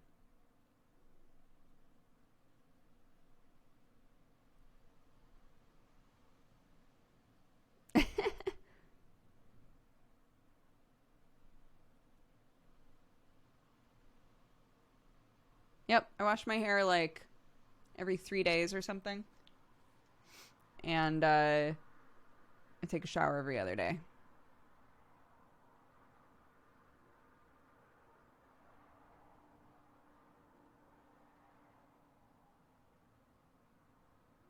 Yeah, absolutely. Like, I know Erin, Happily Erin, is totally that way. Like, her day has to, and Jesse Cox, days have to start with a shower.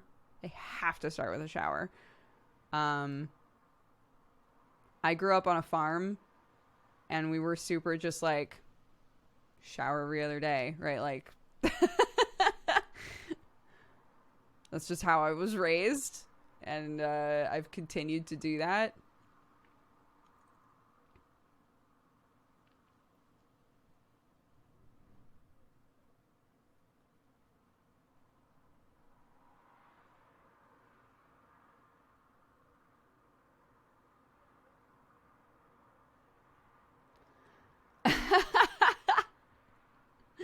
Dude, yeah, my parents put a shower in, because their place in the desert is like not like a full-on fixer-upper, but it was not, like a ready-to-go little one-bedroom for them, right? And so they replaced the shower in that place, and it's now a shower with like a big ol' area to like sit down on and chill. And I'm just like, this is so good. This is so good. Because both of my parents are in their 70s, right? So they were like, yo, putting a new shower in here, it's going to have a dank seat. I love it.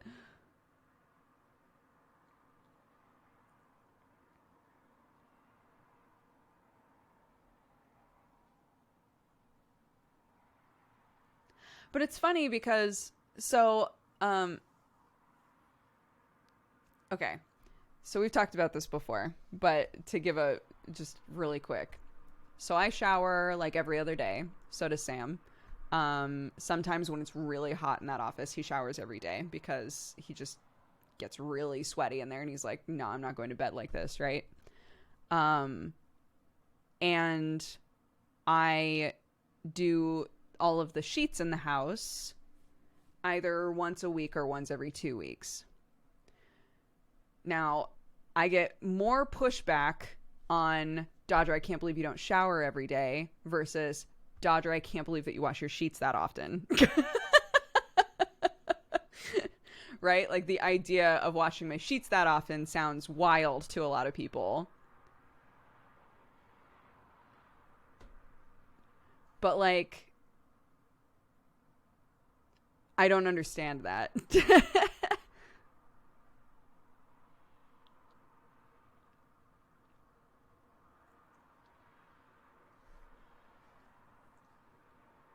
Is that not a normal rate of changing sheets? I know a lot of people who are like, I do it like maybe once a month. But like, your sheets get gross, man. If you're not taking a shower right before you get in bed, you're bringing the stink of the day into that bed with you, right? I can't can't with that.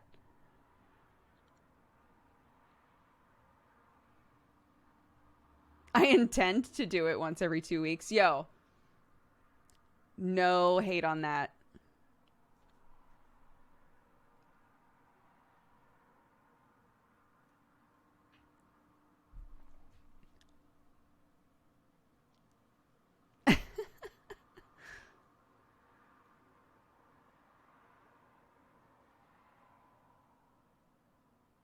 So yeah, if you haven't washed your sheets in a while or changed your sheets in a while, maybe think about doing that. Because for me, so the reason that I started when I like moved out of my family home, because I think probably a lot of you was in a position where once every week or once every 2 weeks, suddenly my bed would just have fresh sheets on it. And it was because my mom is like really anal about specific things in the house. And she just like chooses a day and is like, all the sheets are getting swapped, right? And when I moved out, I was like, that is really low on my list of priorities to change my sheets consistently. But my back started breaking out like crazy. And to this day, my back will sometimes break out like crazy. And I know for a fact that one of the things that can contribute to that for me is not changing my sheets often enough. If you are somebody who is like, I don't understand why my back specifically keeps getting all messed up, it might be your sheets.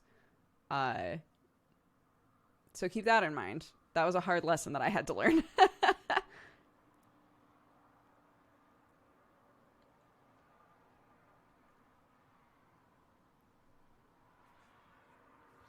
In what way does it get messed up? My back? Oh, it just breaks out just everywhere. Just like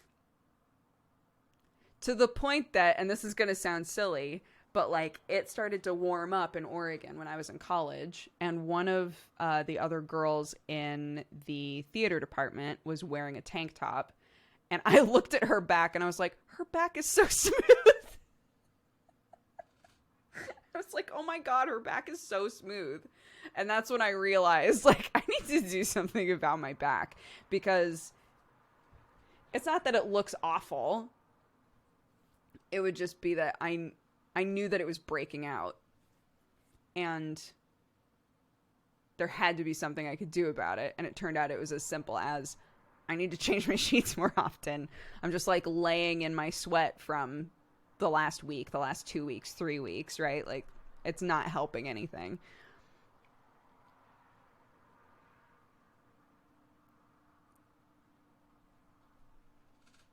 Anyways, if you're like me and you've looked at another person's back and been like, it's so smooth, maybe try changing your sheets. Or, you know, if you like to sleep in a big shirt or something like that, just make sure it's a clean shirt. You know, there are things you can do.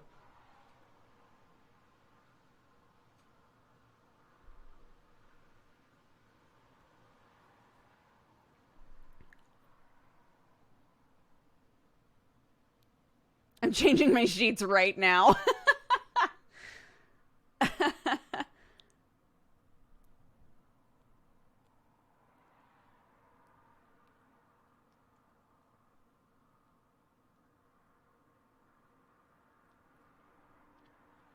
Also, face acne and pillowcases.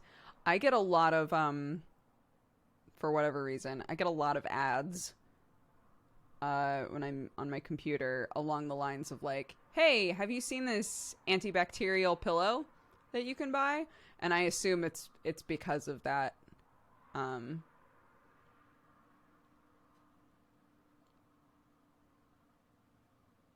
already changed my sheets. Nice. Okay, fine, I'll change my sheets.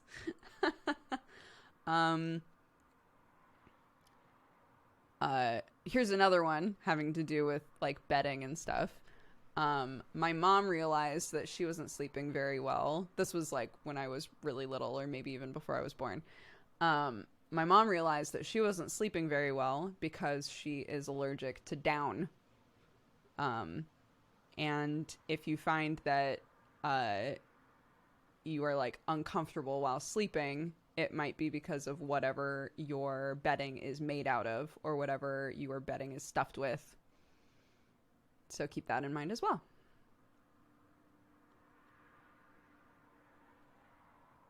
Yeah, like down feathers. There are lots of duvets and pillows that are stuffed with feathers. And so sometimes people are allergic to those. So there are pillows and pillowcases and duvets and all of that kind of stuff that is, what's the word for it? Hypoallergenic that you can get.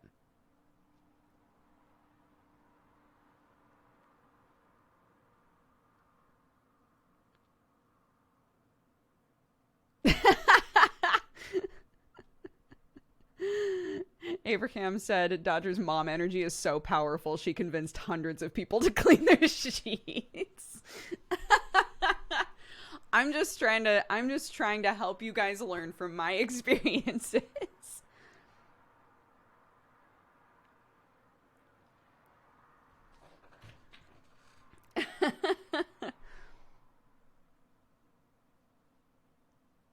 Yeah, that's my thing too. Pillows that are stuffed with feathers, there's always at some point I like roll over and I'm like, what is stabbing me in the face? And it's the base of the feather. I'll never understand. I'll never understand wanting that.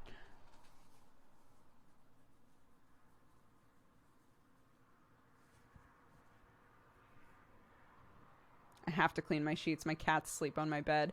Yeah, when Sam and I first moved in together, we had like we still have it, like a huge heavy blanket that we would put over the bed because Watson wanted to sleep where Sam had slept like every day. So we would go about our day and come upstairs and Sam's pillow would just be covered in white hair because Watson was sleeping on his pillow. And so we got like a big blanket and started like covering the whole bed with it during the day and then taking it off. But we started to get really lazy with it. Like sometimes, you know, depending on sleep schedules, sometimes Sam would just be in bed for way longer than me and then he wouldn't bother to put the blanket on there. And then I'm like, well, that's not my fault, right? Like that's not my bad. So now I think he's just like accepted that there's cat hair on everything.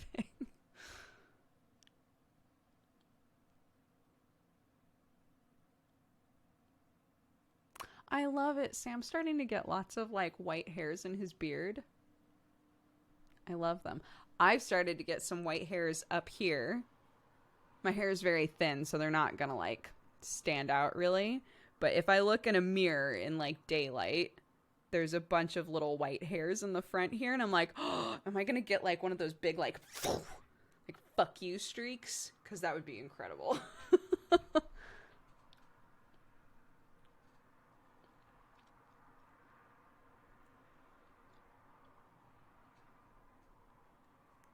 The rogue, yeah. Honestly, my favorite look is this. I love the streaks here when it's like right at the temples. I think that that's really pretty. But what are you going to do? Nature is doing its thing. Sam's mom was saying that like she's been talking with all of her friends, like all of her friends that are her age. And because of quarantine, everybody's been in a situation where they've just let their gray grow out. And they're all kind of like, you know what? I kind of love it now. So there's like this just like huge crew of ladies and they're like 50s plus that are like, fuck it. I keep hiding this hair, but it's awesome. I'm just going to keep it. I love that. I love that energy.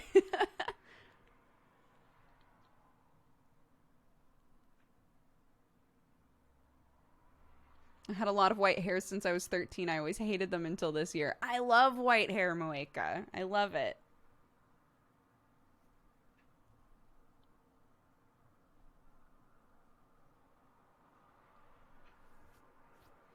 Yeah, my mom again is in her 70s and still just has like starting from here has like a couple grays.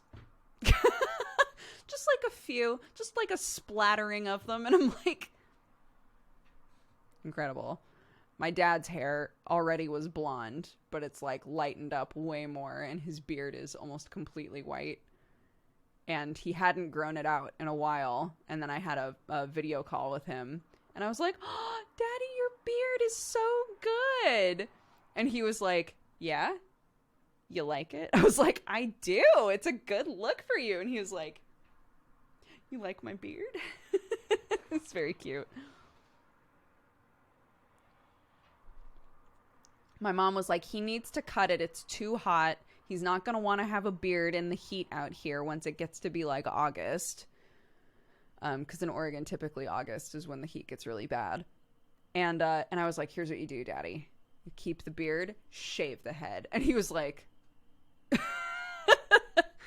my dad, keep in mind, for most of his life had like kinky curly hair, like big curly hair. And then over time, it's gotten thinner and thinner and thinner, and like the curls have gotten looser and looser.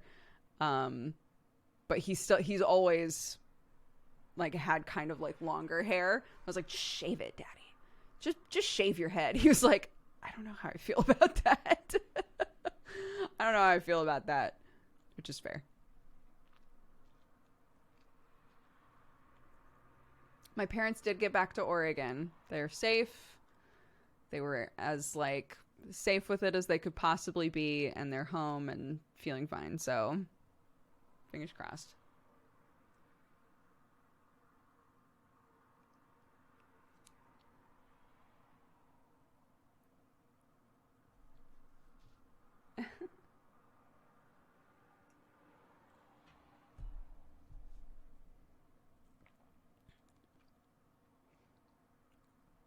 I have a full beard and it's 29 degrees outside and moist.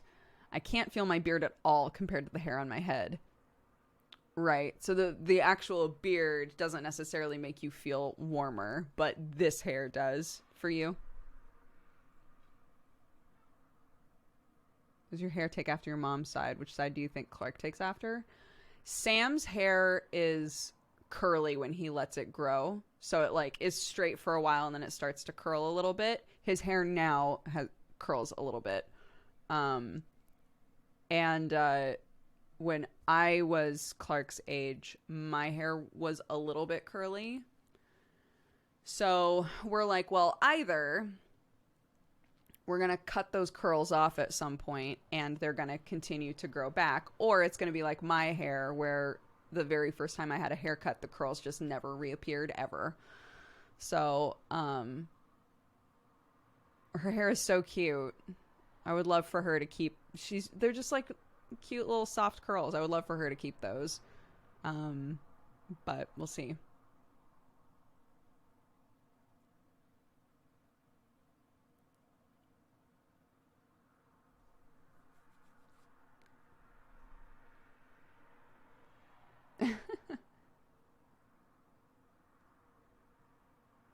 Okay. It is 3 o'clock where I am. So we're going to take a little break. When we come back, we can do a puzzle or we can keep talking or whatever you would like to do. I'm just going to go and run to the bathroom and stuff like that. So if you would like to grab water, take your pills, whatever you need to do, I'll be back in a minute.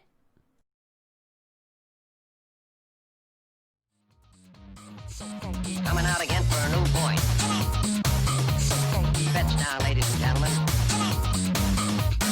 Who wants the hardcore? 5 wants 4. Check me out, Tom. 4 chords the voice want 4. Ace, deuce, scraps want 4. Ace, deuce, deuce.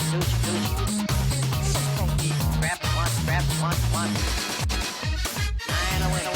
Got a hot hand. 9 a winner. Got a hot hand. Place your bets, ladies and gentlemen. 9 a winner. Got a hot hand. 9 a winner. Got a hot hand. Who wants to come? Check me out, Tom.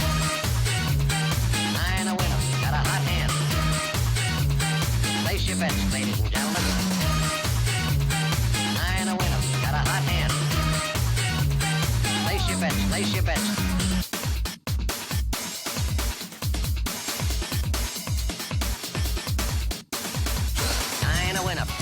line, take the don'ts. He's coming out again for a new point. Get your bets down, ladies and gentlemen. 4-4's the point, mark 4. Ace, deuce, who wants to come? 6 the point, who wants to come? 6 the point, who wants to come? 6 the point. Plays 6.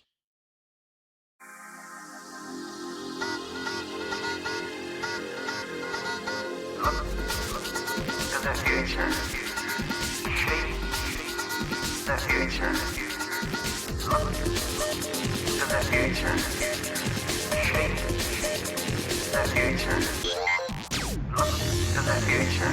Shape the future. Look to the future. Shape the future.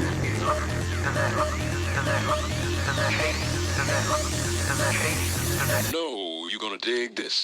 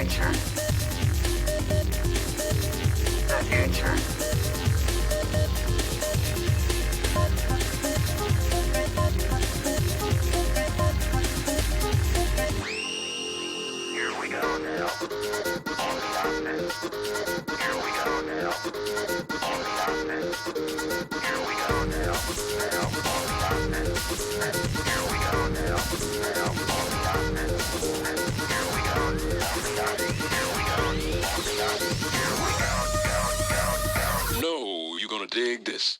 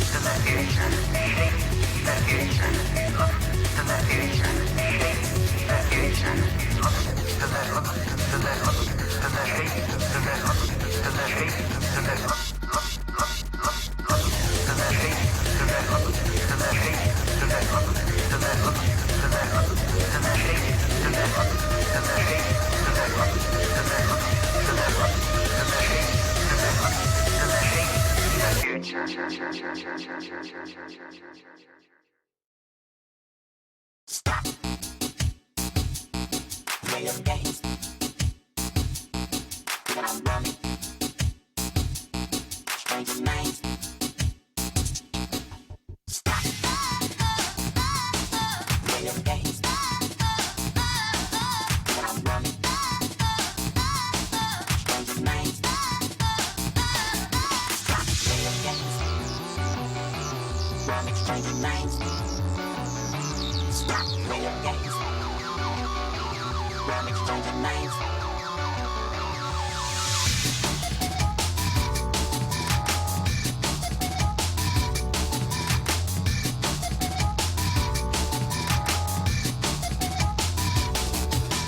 Stop playing games. When I'm running stranger names.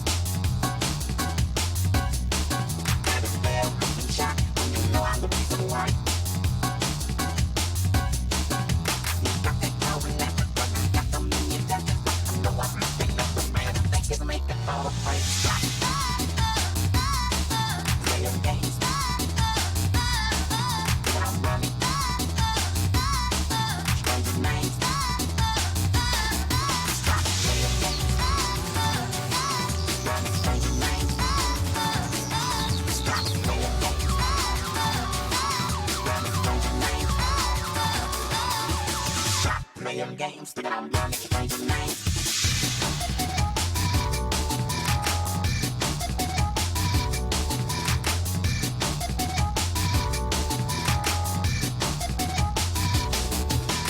You've been taking much too long, trying to find what's going on. Wasting all my precious time while you're making up your mind. You think you're really in the know, waiting for the sign to blow. I've been waving that green flag and you still ain't moving. Stop. Playing games. Thinking I'm running. Changing names. Stop playing games. Running, changing names. Stop playing games. Running, changing names. Stop playing games. Thinking I'm running, changing names.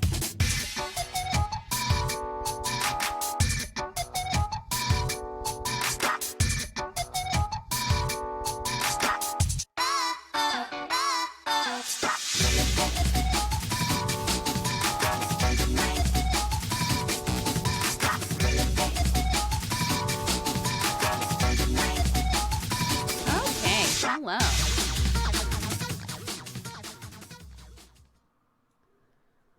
Oh, that's good jet set radio music. Grab some water. Make sure you're drinking water, guys.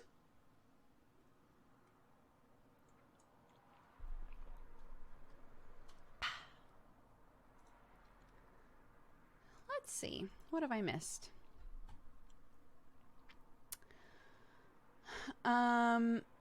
Sykes McKenzie says, love you, chat. If you're somebody who struggles to take regular showers, we still love you and are happy you're here.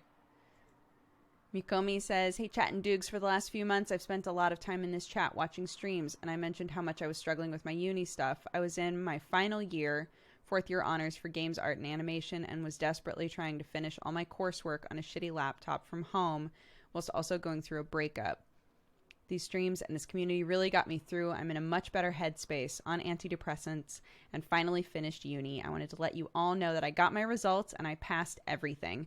I officially have a 2-1, an upper second class honors degree. Thank you everyone for keeping me going. You're all wonderful. Sorry for the super long message. Aw, Mikomi. Thank you for sending it. Balrog Army says, I wanted to send love to my friend Rel Dev, who usually watches SMD with his daughter Kayla, but she lost her battle to cancer last week. No, Kayla.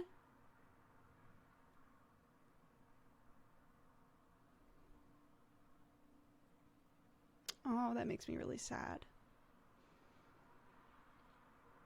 That makes me really sad. Oh. Thank you for letting us know. Lots of love to Rel Dev. Oh, man. That's so sad. Mwah. Love you, Kayla.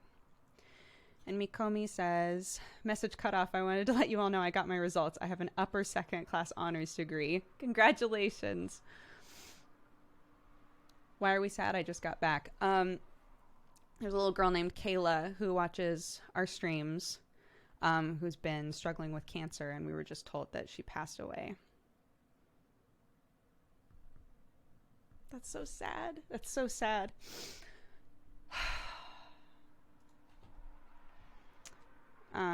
Amma and Spooky Carnage, thank you for reminding everybody to hydrate. To Kayla.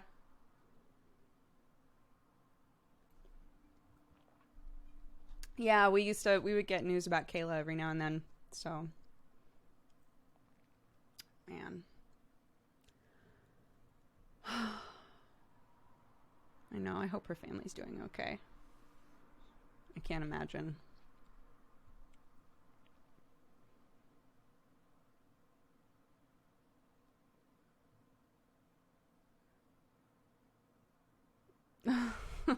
God.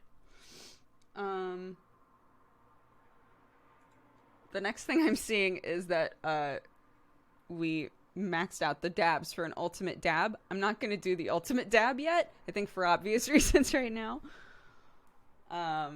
But man. Yeah, do you guys want to keep chit-chatting. A lot of you guys were saying we could read chapter 2 of Dracula. We could do a puzzle. Should we do a poll?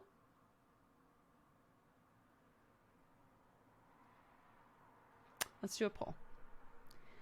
For those of you who don't know, we read the first chapter of Dracula on stream. And for whatever reason, everybody really liked it. Loving, coffee drinking, So we could read the next chapter.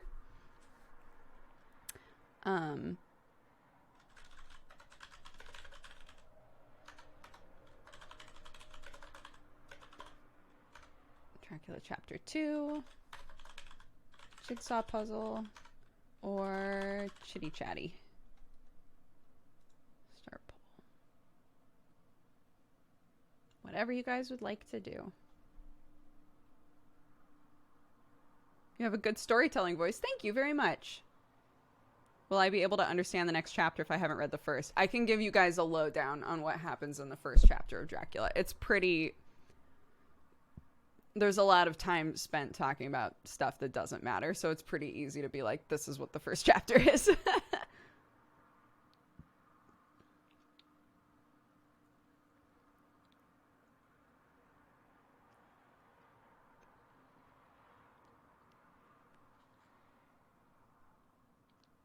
Yeah.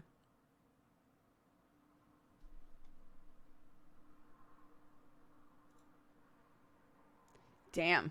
Over 50% of you want Dracula. Where did I put him? Over there. Dracula. Ooh, it stinks over there. There are plates. One of those does not smell good. Time to bring the dishes down. What is Dracula? It is a book by Bram Stoker. The original Dracula story. Well, the original, like, written Dracula novel.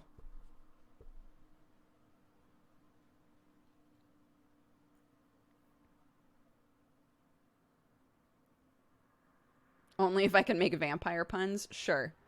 Keep in mind that doing this, I don't mind it. I think it's pretty fun to just, like, sit and read a book. But keep in mind, I will not be able to look at chat as often.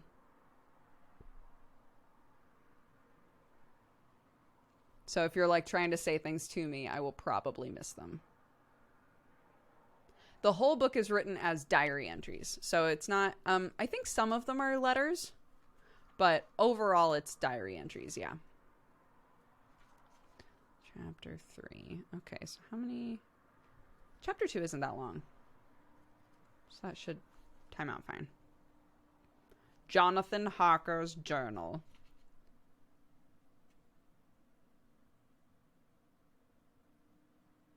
Yes, right. Cool.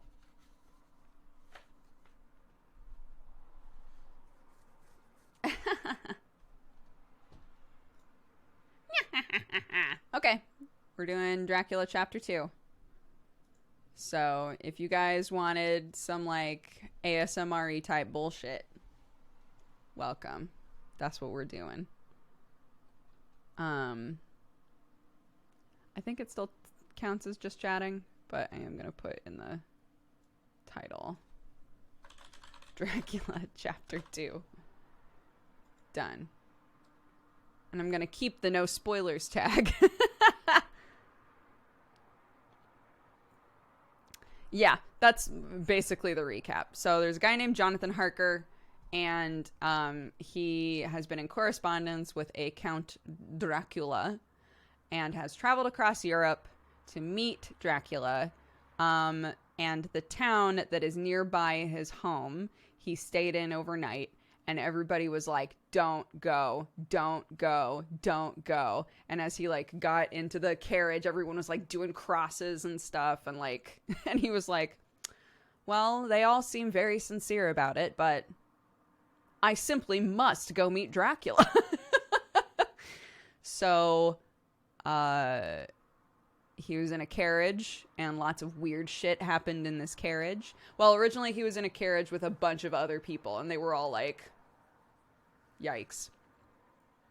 And then a secondary carriage showed up next to the first one with a guy in it that is 100% a vampire. And Jonathan was asked to get into that carriage to go to Dracula's castle. And so he was like, okay, and then describes this insane night where they're like driving up. It's like midnight now, right? Where they're driving to the castle, but every now and then he just stops the carriage, hops out, and disappears into the darkness. And Jonathan keeps seeing like little flickers of light that show up and then go away, and hearing wolves and all kinds of just crazy shit, and is just like, do I run? Do I get out of this carriage and run away? A secondary location. But the way that the first chapter ends is they are finally seeing the outline of the silhouette of a decrepit castle that belongs to Dracula. So, here we are. Y'all ready? Let me adjust this so that I can still hold the book comfortably. Alrighty. Jonathan Harker's journal continued. May the 5th. I must have been asleep, for certainly if I had been fully awake, I must have noticed the approach of such a remarkable place. In the gloom, the courtyard looked of considerable size, and as several dark ways led from it under great round arches, it perhaps seemed bigger than it really is. I have not yet been able to see it by daylight. When the caleche stopped, the driver jumped down and held out his hand to assist me to alight. Again, I could not but notice his prodigious strength. His hand actually seemed like a steel vice that could have crushed mine if he chose. He took out my traps and placed them on the ground beside me as I stood close to a great door, old and studded with large iron nails, set in a projecting doorway of massive stone. I could see even in the dim light that the stone was massively carved, but that the carving had been much worn by time and weather. As I stood, the driver jumped again to his seat and shook the reins. The horses started forward, and trap and all disappeared down one of the dark openings. I stood in silence where I was, for I did not know what to do. Of bell or knocker there was no sign. Though these frowning walls and dark window openings, it was not likely that my voice could penetrate. The time I waited seemed endless, and I felt doubts and fears crowding upon me. What sort of place had I come to, and among what kind of people? What sort of grim adventure was it on which I had embarked? Was this a customary incident in the life of a solicitor's clerk sent to explain the purchase of a London estate to a foreigner? A solicitor's clerk! Mina would not like that. Solicitor, for just before leaving London, I got word that my examination was successful, and I am now a full-blown solicitor, thank you very much. I began to rub my eyes and pinch myself to see if I were awake. It all seemed like a horrible nightmare to me, and I expected that I should suddenly awake and find myself at home, with the dawn struggling in through the windows, as I had now and again felt in the morning after a day of overwork. But my flesh answered the pinching test, and my eyes were not to be deceived. I was indeed awake, and among the Carpathians. All I could do now was be patient, and to wait the coming of the morning.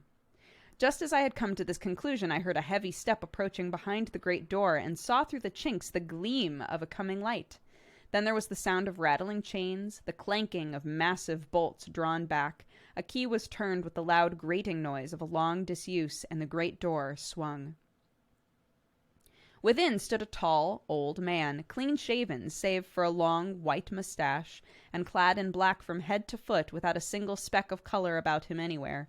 He held out his hand an antique silver lamp, in which the flame burned without chimney or globe of any kind, throwing long, quivering shadows as it flickered in the draught of the open door. The old man motioned me in with his right hand with a courtly gesture, saying in excellent English, with a strange intonation, "Welcome to my house. Enter freely, and of your own will." He made no motion of stepping to meet me, but stood like a statue, as though his gesture of welcome had fixed him to stone. The instant, however, that I had stepped over the threshold, he moved impulsively forward, holding out his hand, grasping mine with a strength which made me wince, an effect which was not lessened by the fact that it seemed as cold as ice, more like the hand of a dead man than a living man.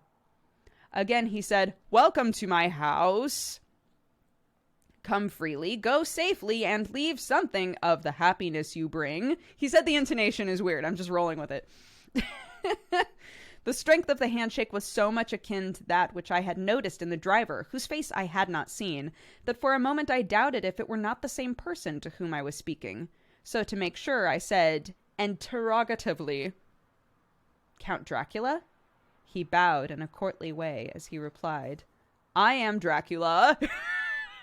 All right, I'm throwing that away. He's just going to talk normal. I am Dracula. And I bid you welcome, Mr. Harker, to my house. Come in. The night air is chill, and you must need eat and rest. As he was speaking, he put the lamp on a...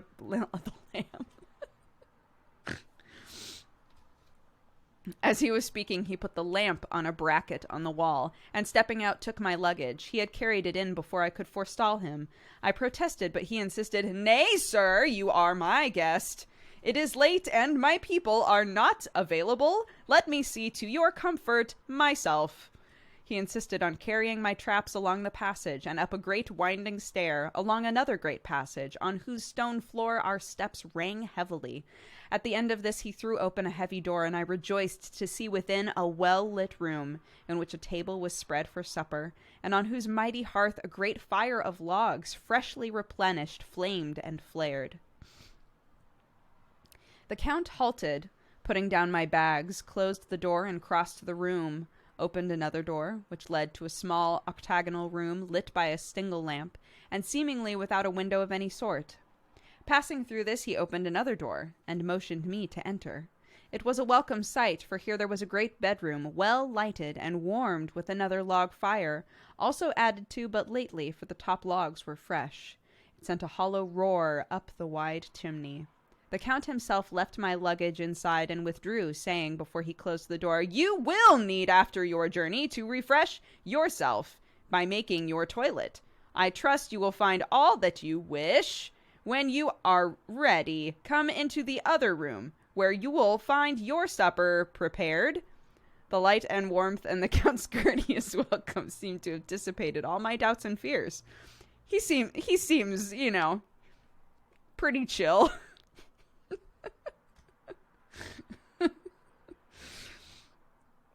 Having then reached my normal state, I discovered that I was half famished with hunger.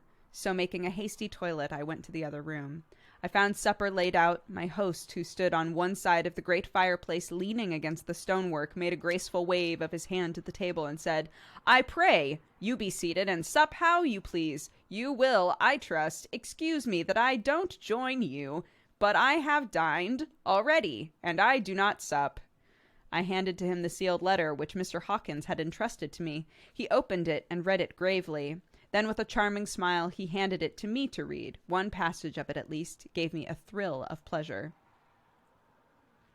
So basically, he's sat at the table, and Dracula's just over by the fire, leaning against the stone like a cool guy. Just I don't eat. Is this the letter? I must regret that an attack of gout, from which malady I am a constant sufferer, forbids absolutely any traveling on my part for some time to come. I am happy to say I can send a sufficient substitute, one in whom I have every possible confidence. He is a young man, that's us, full of energy and talent in his own way, and of a very faithful disposition. He is discreet and silent, and has grown into manhood in my service. He shall be ready to attend on you when you will during his stay, and shall take your instructions in all matters. The Count himself came forward and took off the cover of a dish. I fell to at once on an excellent roast chicken. This with some cheese and a salad and a bottle of old Tokay, of which I had 2 glasses, was my supper. During the time I was eating it, the Count asked me many questions as to my journey. I told him by degrees all I had experienced. By this time I had finished my supper, and by my host's desire had drawn up a chair by the fire, and begun to smoke a cigar which he offered me, at the same time excusing himself that he did not smoke. I had now an opportunity to observe him, and found him of a very marked physiognomy. His face was strong, very strong, with a high bridge of a thin nose and peculiarly arched nostrils, with a lofty domed forehead, and hair growing scantily round the temples and profusely elsewhere. His eyebrows were massive, almost meeting over the nose, with a bushy hair that seemed to curl in its own profusion. The mouth, so far as I could see it under the heavy mustache, was fixed and rather cruel-looking, with peculiarly sharp white teeth. These protruded over the lips, whose remarkable ruddiness showed astonishing vitality in a man of his years. For the rest, his ears were pale, and at the tops extremely pointed. The chin was broad and strong, and the cheeks firm, though thin. The general effect was one of extraordinary pallor. Hitherto I had noticed the backs of his hands as they lay on his knees in the firelight. They had seemed rather white and fine, but seeing them now close, I could not but notice they were rather coarse, broad, with squat fingers. Strange to say, there were hairs in the center of the palm, the nails long and fine, cut to a sharp point. As the Count leaned over me and his hands touched, I could not repress a shudder. It may have been that his breath was rank, but a horrible feeling of nausea came over me, which, do what I would, I could not conceal. The Count, evidently noticing it, drew back, and with a grim sort of smile which showed more than he had yet done in his protuberant teeth, sat himself down again on his own side of the fireplace. We were silent a while, and as I looked toward the window, I saw the first dim streak of the coming dawn. There seemed a strange stillness over everything, but as I listened, I heard, as if from down below in the valley, the howling of wolves. The Count's eyes gleamed. He said, "Listen to them, the children of the night, what music they make." Seeing, I suppose, some expression in my face strange to him, he added, "Ah, sir, you dwellers in the city cannot enter into feelings of a hunter." He rose and said, "You must be tired. Your bedroom is ready, and tomorrow you shall sleep as late as you will. I have to be away till the afternoon, so sleep well and dream." With a courteous bow, he opened for me himself the door to the octagonal room, and I entered my bedroom. I am all in a sea of wonders. I doubt. I fear. I think strange things which I dare not confess to my own soul. God keep me, if only for the sake of those dear to me. That's the end of that diary entry. So, to recap, show up. Dracula opens the door. He's an old-ass man with gross breath. And he's like, "Look at all this food." And we're like, "Awesome." And he's like, "But I do not eat." And then we're like, "Cool, I'm done eating." And he's like, "Amazing. Here, have a cigar." And we're like, "Cool." And he's like, "But I do not smoke." And then he touches us, and we feel dread. And then the howls, the wolves outside howl, and he's like, "My children!" And then I go to bed, and that's literally what we just read.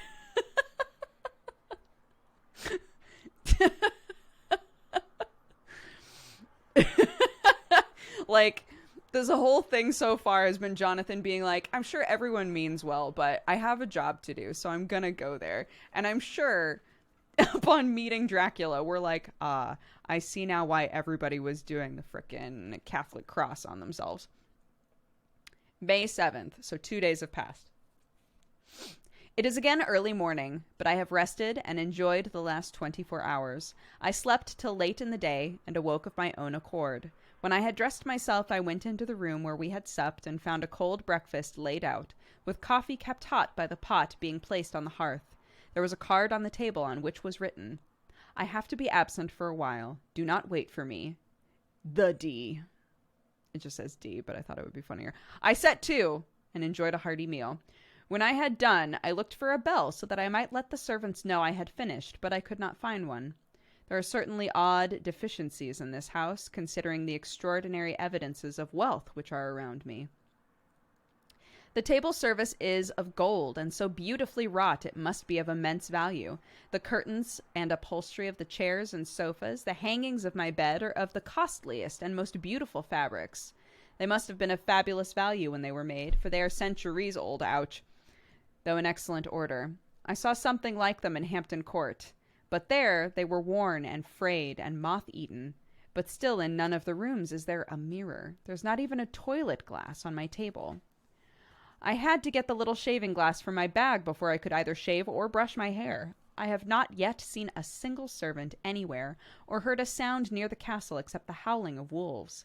Some time after I had finished my meal, I do not know whether to call it breakfast or dinner, for it was between 5 and 6 o'clock in the morning when I had it, I looked about for something to read. I did not like to go about the castle until I had asked the Count's permission. There was nothing in the room, book, newspaper, or writing material. I opened another door in the room and found a sort of library. The door opposite mine I tried, but found it locked. In the library I found to my great delight a vast number of English books, whole shelves full of them, bound volumes of magazines and newspapers, a table in the center littered with English magazines and newspapers, though none of them were of a very recent date. The books were of the most varied kind: history, geography, politics, political economy, botany, geology, law, all relating to England and English life and customs and manner. There are even such books of reference as the London Directory, the Red and Blue Books, Whitaker's Almanac, the Army and Navy lists. Somehow it gladdened my heart to see it, a law list. While I was looking at the books, the door opened and the Count entered. He saluted me in a hearty way and hoped that I had had a good night's rest. Then he went on. I am glad you found your way in here, for I am sure there is much that will interest you. These companions, and he laid his hands on some of the books, have been good friends to me for some years of the past, ever since I had the idea of going into London, have given me many, many hours of pleasure. Throughout, I have come to know your great England, and to know her is to love her. I long to go through crowded streets of your mighty London, to be in the midst of a whirl of rush of humanity, to share its life, its change, its death, all that makes it what it is. But alas, as yet, I only know your tongue through books. To you, my friend, I look that I know it to speak. But Count, I said, you know and speak English thoroughly. He bowed. I thank you, my friend, for your all too flattering estimate, but yet I fear I am but a little way on the road I would travel. True, I know the grammar and the words, but yet I know not how to speak them. Indeed, you speak excellently, I said. Not so. I know that did I move and speak in your London, none there who are know me for a stranger, it is not enough. Here I am noble, I am boyar. The common people know me, and I am master, but a stranger in a strange land, he is no one. Men know him not, and to know is to care not for. I am content if I am like the rest, so that no man stops if he sees me, or pause in his speaking if he hears my words. Ha, ha, a stranger. I have been so long this is so long. I have been so long a master, I would be master still, or at least that none other should be master of me. You come to me not alone as agent of my friend, Peter Hawkins of Exeter, to tell me all of my new estate in London. You shall, I trust, rest here with me a while, so that by our talking I may learn the English intonation. Oh, thank God. That means that when we're like a little ways into this book, we can pretend he just magically got better. I would tell you that to tell me when I make an error, even of the smallest, in my speaking. I am sorry that I had to be away so long today, but you will, I know, forgive one who has important affairs in hand. Of course, I said all I could about being willing, and asked if I might come into the room when I chose. He answered, yes, and added, you may go anywhere you wish in the castle, except where the doors are locked, where of course you will not wish to go. There is reason that all things are as they are, and did you see with my eyes, and know with my knowledge, you would perhaps better understand? I said I was sure of this, and then he went on.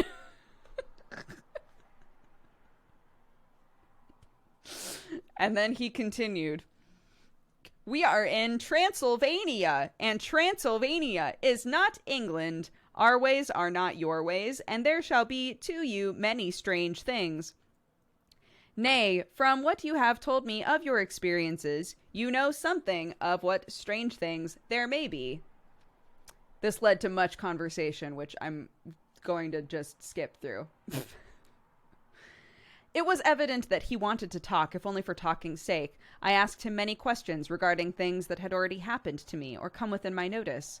Sometimes he sheered off the subject or turned the conversation by pretending not to understand. Generally, he answered all I asked most frankly. Then, as time went on, and I had gotten somewhat bolder, I asked him of some of the strange things of the preceding night, as for instance why the coachman went into the places where he had seen the blue flame. He explained to me it was commonly believed that on a certain night of the year, last night, in fact, when all evil spirits are supposed to have unchecked sway, a blue flame is seen over any place where treasure has been concealed. The treasure has been hidden, he went on, in the region, though which you came last night there can be but little doubt, for it was ground fought over for centuries by the Wallachian, the Saxon, the Turk. There is hardly a foot of soil in all this region that has not been enriched by the blood of men, patriots or invaders. In old days there were stirring times when the Austrian and the Hungarian came up in hordes. Patriots went out to meet them. Men, women, the aged, the children, waited their coming on the rocks above the passes, that they might sweep destruction on them with their artificial avalanches. When the invader was triumphant, he found but little for whatever there had been sheltered in friendly soil. But how, said I, can it have remained so long undiscovered, when there is a sure index to it, if men will but take the trouble to look? The Count smiled, and as his lips ran back over his gums, the long, sharp canine teeth showed strangely. But he answered, because your peasant is at heart a coward and a fool. Those flames appear on one night. On that night, no man of this land will, if he can help it, stir without his doors. Dear sir, even if he did, he would not know what to do. Why, even the peasant that you tell me of, who marked the place of the flame, would not know where to look in daylight even for his own work. Even you would not, I dare be sworn, to be able to find these places again. Well, there you are right. I know no more than the dead where even to look for them. Then we drifted to other matters. Come, he said, tell me of London, and of the house which you have procured for me. With an apology for my remissness, I went into my own room to get the papers from my bag. Whilst I was placing them in order, I heard a rattling of china and silver in the next room, and as I passed through, noticed that the table had been cleared, the lamp lit, for it was by this time deep into the dark. The lamps were also lit in the study or library, and I found the Count lying on the sofa, reading, of all things in the world, an English Bradshaw's Guide. When I came in, he cleared the books and papers from the table, and with him I went into plans and deeds and figuring of all sorts. He was interested in everything, and asked me a myriad of questions about the place and its surroundings. He clearly had studied beforehand all he could get on the subject of the neighborhood, for he evidently at the end knew very much more than I did. When I remarked this, he answered, well, but, my friend, it is not needful that I should. When I go there, I shall be alone, and my friend Harker Jonathan.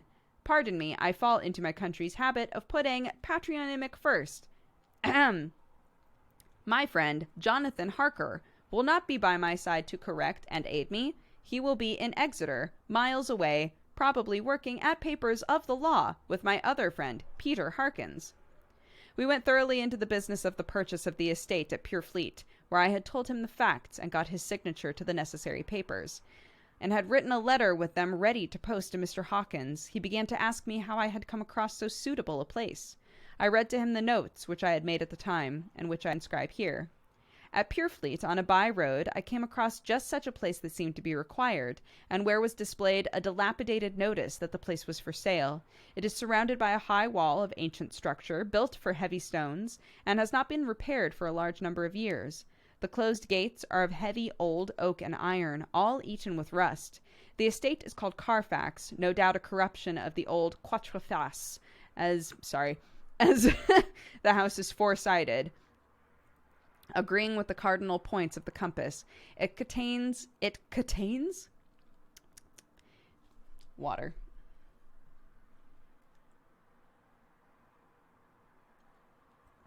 Basically, he's saying that the name of the place, even though now it's known as Carfax, he believes that it originally was French for four face, so like four facing sides. I was just trying to read it fast and made it sound ridiculous. Anyways, it contains in all some 20 acres, quite surrounded by the solid stone wall above the mentioned. There are many trees on it, which make it in places gloomy, and there is a deep, dark-looking pond or small lake, evidently fed by some springs, as the water is clear and flows away in a fair-sided stream. The house is very large and of all periods back, I should say, to medieval times, for one part is of stone immensely thick, with only a few windows high up and heavily barred with iron. It looks like part of a keep, and is close to an old chapel or church. I could not enter it, as I had not the key of the door leading to it from the house, but I have taken with my kodak views of it from various points. The house has been added to, but in a very straggling way, and I can only guess at the amount of ground it covers, which must be very great. There are but few houses close at hand, one being a very large house, only recently added to and formed into a private lunatic asylum. It is not, however, visible from the grounds. When I had finished, he said, I am glad it is old and big. I myself am of an old family, and to live in a new house would kill me. A house cannot be made habitable in a day, and after all, how few days go to make up a century. I rejoice also that there is a chapel of old times. We Transylvanian nobles love not to think that our bones may lie amongst the common dead. I seek not gaiety, nor mirth, not the bright voluptuousness of sunshine and sparkling waters, which please the young and gay.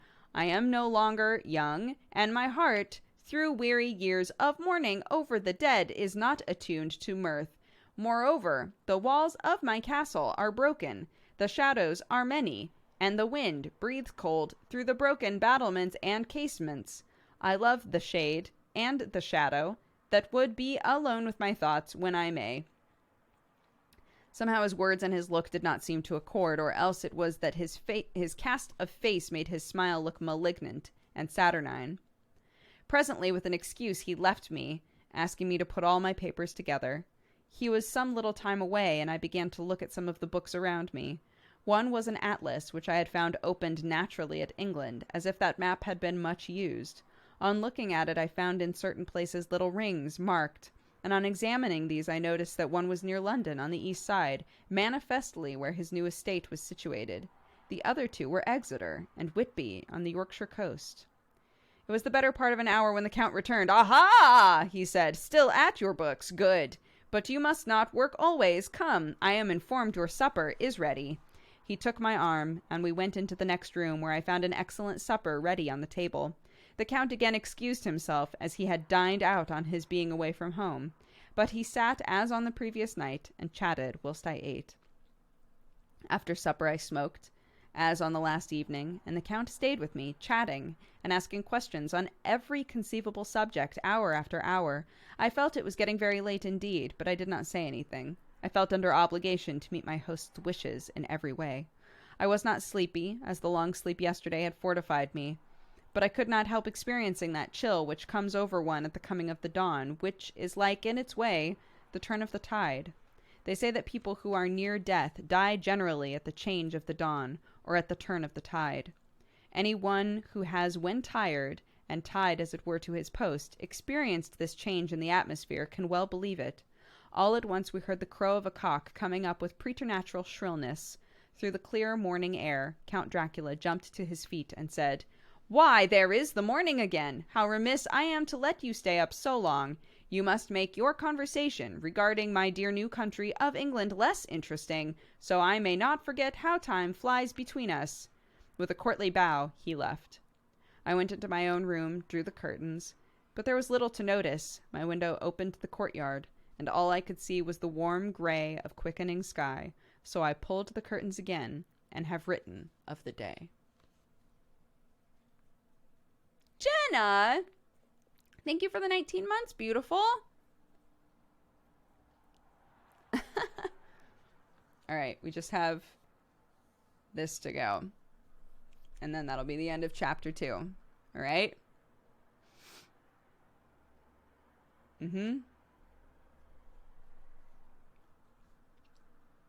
May 8th. So a few days have passed now. I began to fear as I wrote in this book that I was getting too diffuse. But now I am glad that I went into detail from the first. There is something so strange about this place, and all in it that I cannot but feel uneasy. I wish I were safe out of it, or that I had never come. It may be that this strange night existence is telling on me, but would that that were all. If there were anyone to talk to, I could bear it, but there is no one. I have only the Count to speak with, and he... I fear I am myself the only living soul within the place. Let me be prosaic, so far as facts can be. It will help me to bear up, and imagination must not run riot with me. If it does, I am lost, so let me say at once how I stand, or seem to. I only slept a few hours when I went to bed, and feeling that I could not sleep any more, I got up. I had hung my shaving glass by the window, and was just beginning to shave, and suddenly I felt a hand on my shoulder, and heard the Count's voice say to me, "Good morning!"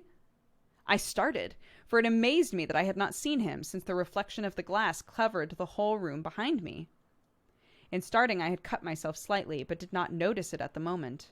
Having answered the Count's salutation, I turned to the glass again, to see now I had been mistaken.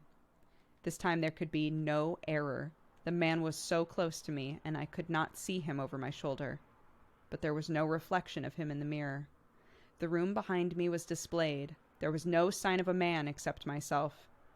It was startling, and coming on the top of so many strange things was beginning to increase the vague feeling of uneasiness, which I always had when the Count was near. At the instant I saw that the cut had bled, and the blood was trickling over my chin, I laid down my razor, and turning as I did so, half round to look for some sticking plaster. When the Count saw my face, his eyes blazed with a sort of demonic fury. Is she cute? Oh, Bubba. You have to wake her up, I know. She's so cute. She's just chilling hard. She's chilling.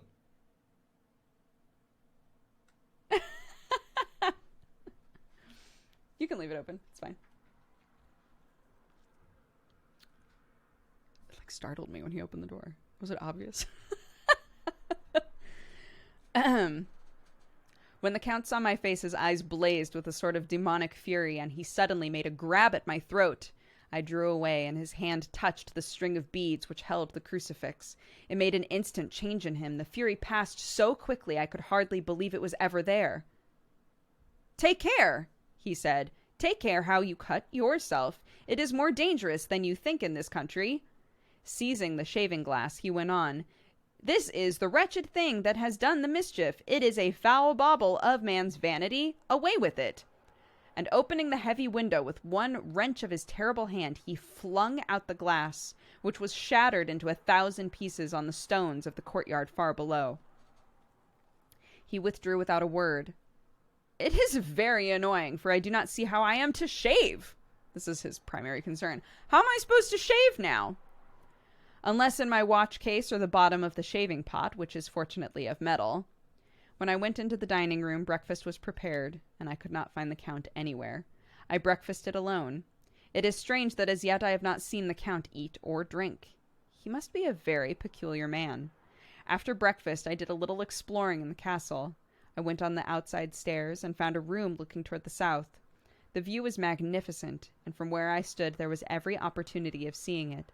The castle is on the very edge of a terrible precipice.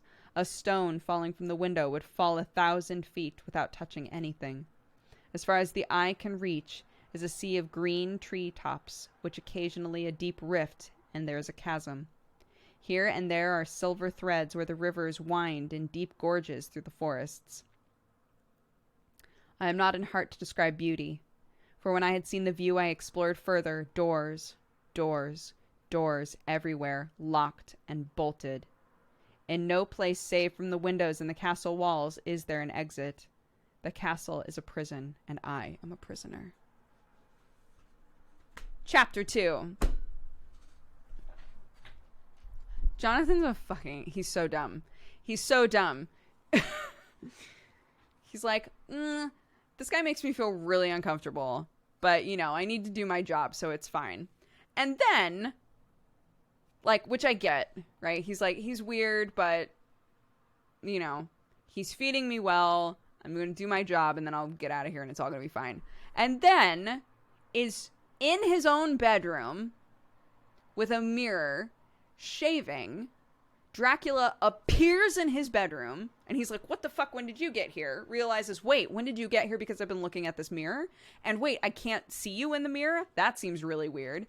Then turns around, and it turns out he's cut himself, and Dracula goes for his throat because he's like, is that blood?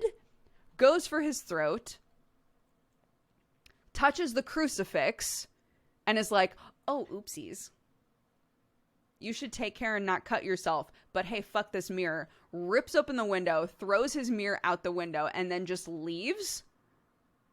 And the only thing Jonathan has to say is, how am I supposed to shave now?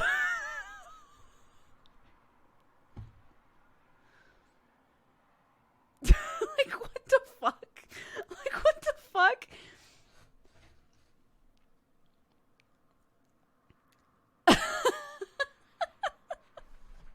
Anyways, chapter 3, next time we have some time to kill. The last time, for anybody who doesn't know, the last time that I read this book was in middle school. And I loved it in middle school. And it's pretty funny to reread it.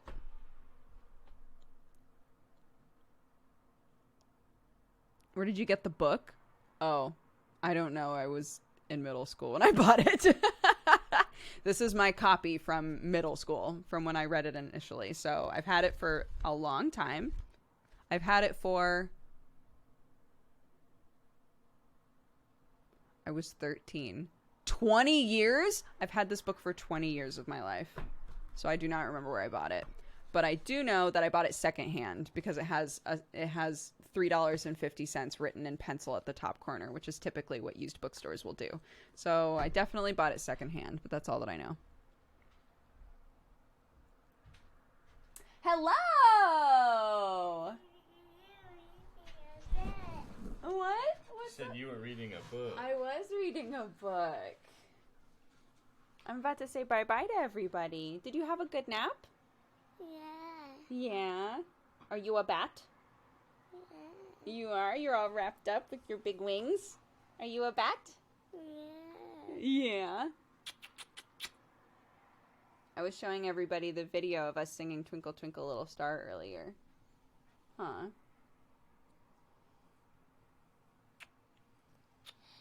Big yawn. Sleepy baby today. Is it because of all the rain? It is. That makes sense. Huh. What's wrong? Oh, you want to be wrapped up again? Okay, stay still. Whoosh. And whoosh. There we go. There we go. All wrapped up. Huh. I'm going to read everything off, and then I'm going to come downstairs and hang out with you and Daddy, okay? What is that? What is what, honey? The book? Yeah. Do you want to see it? Yeah. Okay. It's called Dracula. D-R-A-C-U-L-A.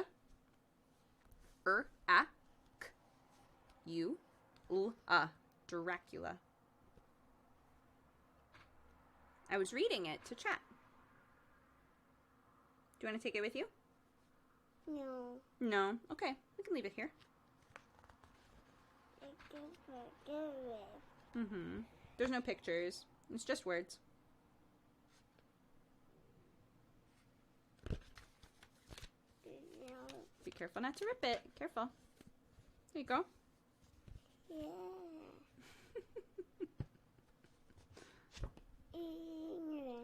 Mm-hmm. You can read it, Mommy. I can read it, yeah. Clucky, can you say, subscribe to Mummy? Don't do that. Subscribe to Mommy.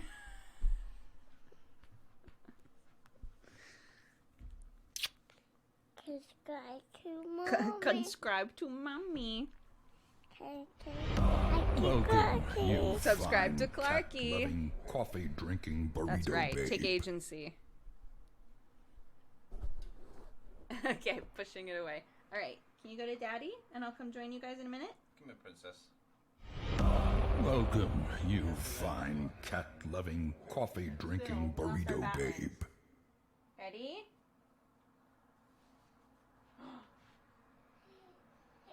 There we go. Whee! Are you a little baby? Yeah. What do babies say? I can't. Bye. Bye-bye. See you soon. Mwah.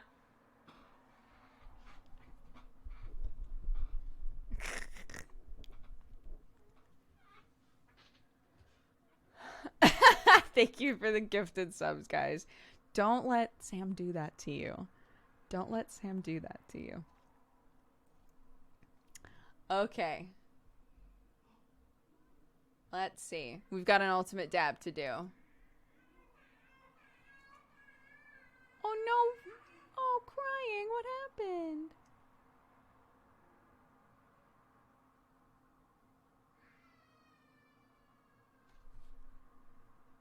It wasn't just Sam, it's the daddy-daughter duo.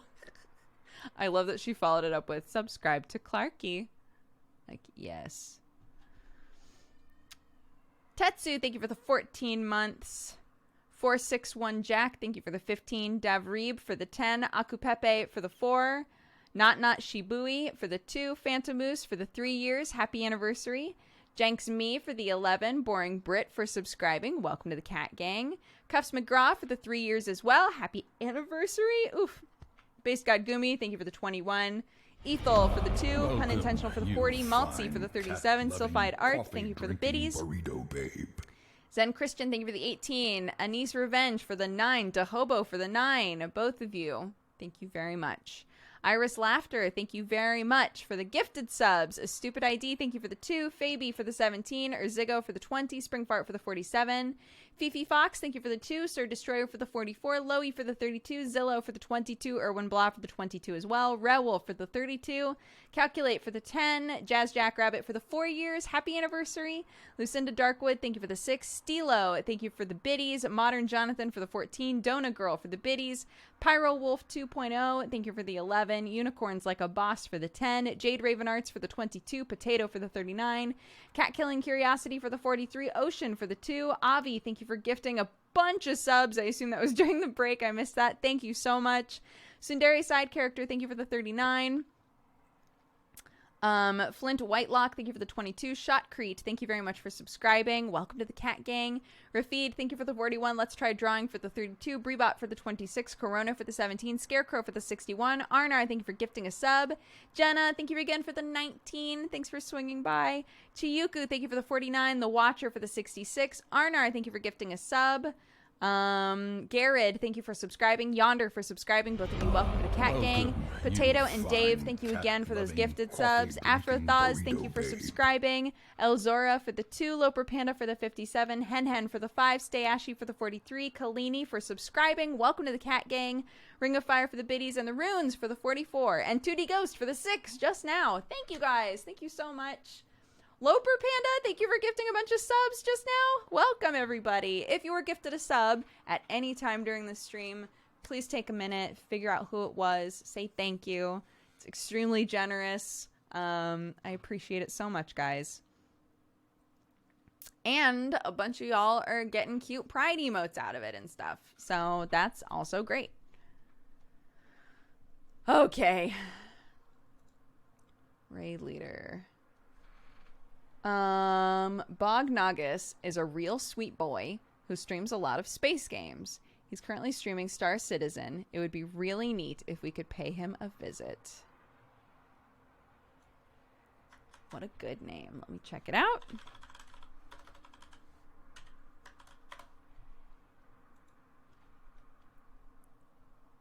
What an incredible mustache. Oh my goodness. Great. All right. Ash McPillow has redeemed our raid leader. I don't know the song that has been redeemed for post-show. Unless this is the skibbity ba ba ba. Skibbity ba ba ba ba ba. Is it that one?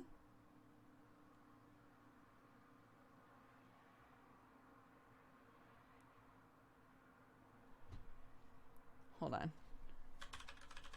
It says that the name is called Skibbity. So I'm trying to look. Yes, it is. Yeah, it is that song. Okay. I can do that. Absolutely.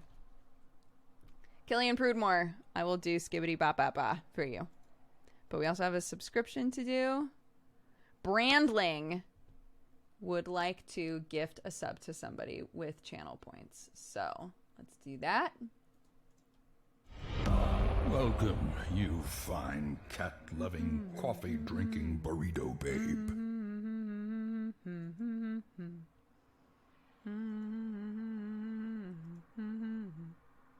Okay.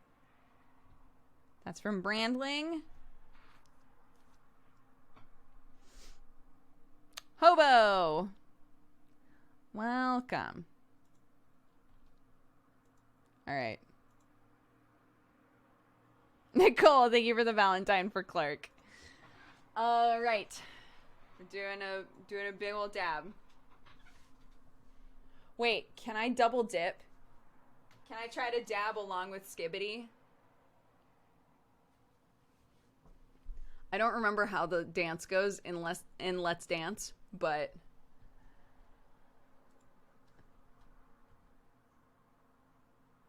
I don't remember all of the words, so I'm probably just gonna like work with it. All right, here we go.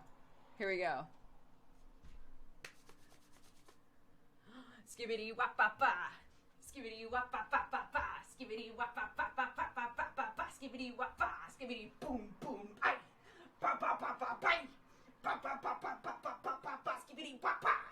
Ba ba ba. Skibbity wap ba ba ba ba. Skibbity wap ba ba ba ba ba ba ba ba. Skibbity wap ba. Skibbity boom boom. Bite. Ba ba ba ba bite. Ba ba ba ba ba ba ba ba ba. Skibbity wap ba.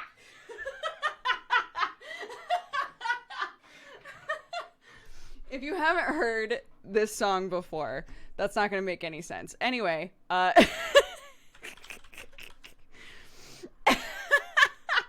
thank you for redeeming the dab. I'm exhausted now. Here, go to this person. Spread love. Be nice. I'm calling calling on you to say I want you, I want you. Maybe all night till day, I want you, I want you. Different towns to run to. Baby, come to me. Ha, ha, ha. Give it all to me. Skibbity wap pa pa. Skibbity wap pa pa pa pa. Wap pa pa pa pa pa pa pa pa. Skibbity wap pa. Boom, boom,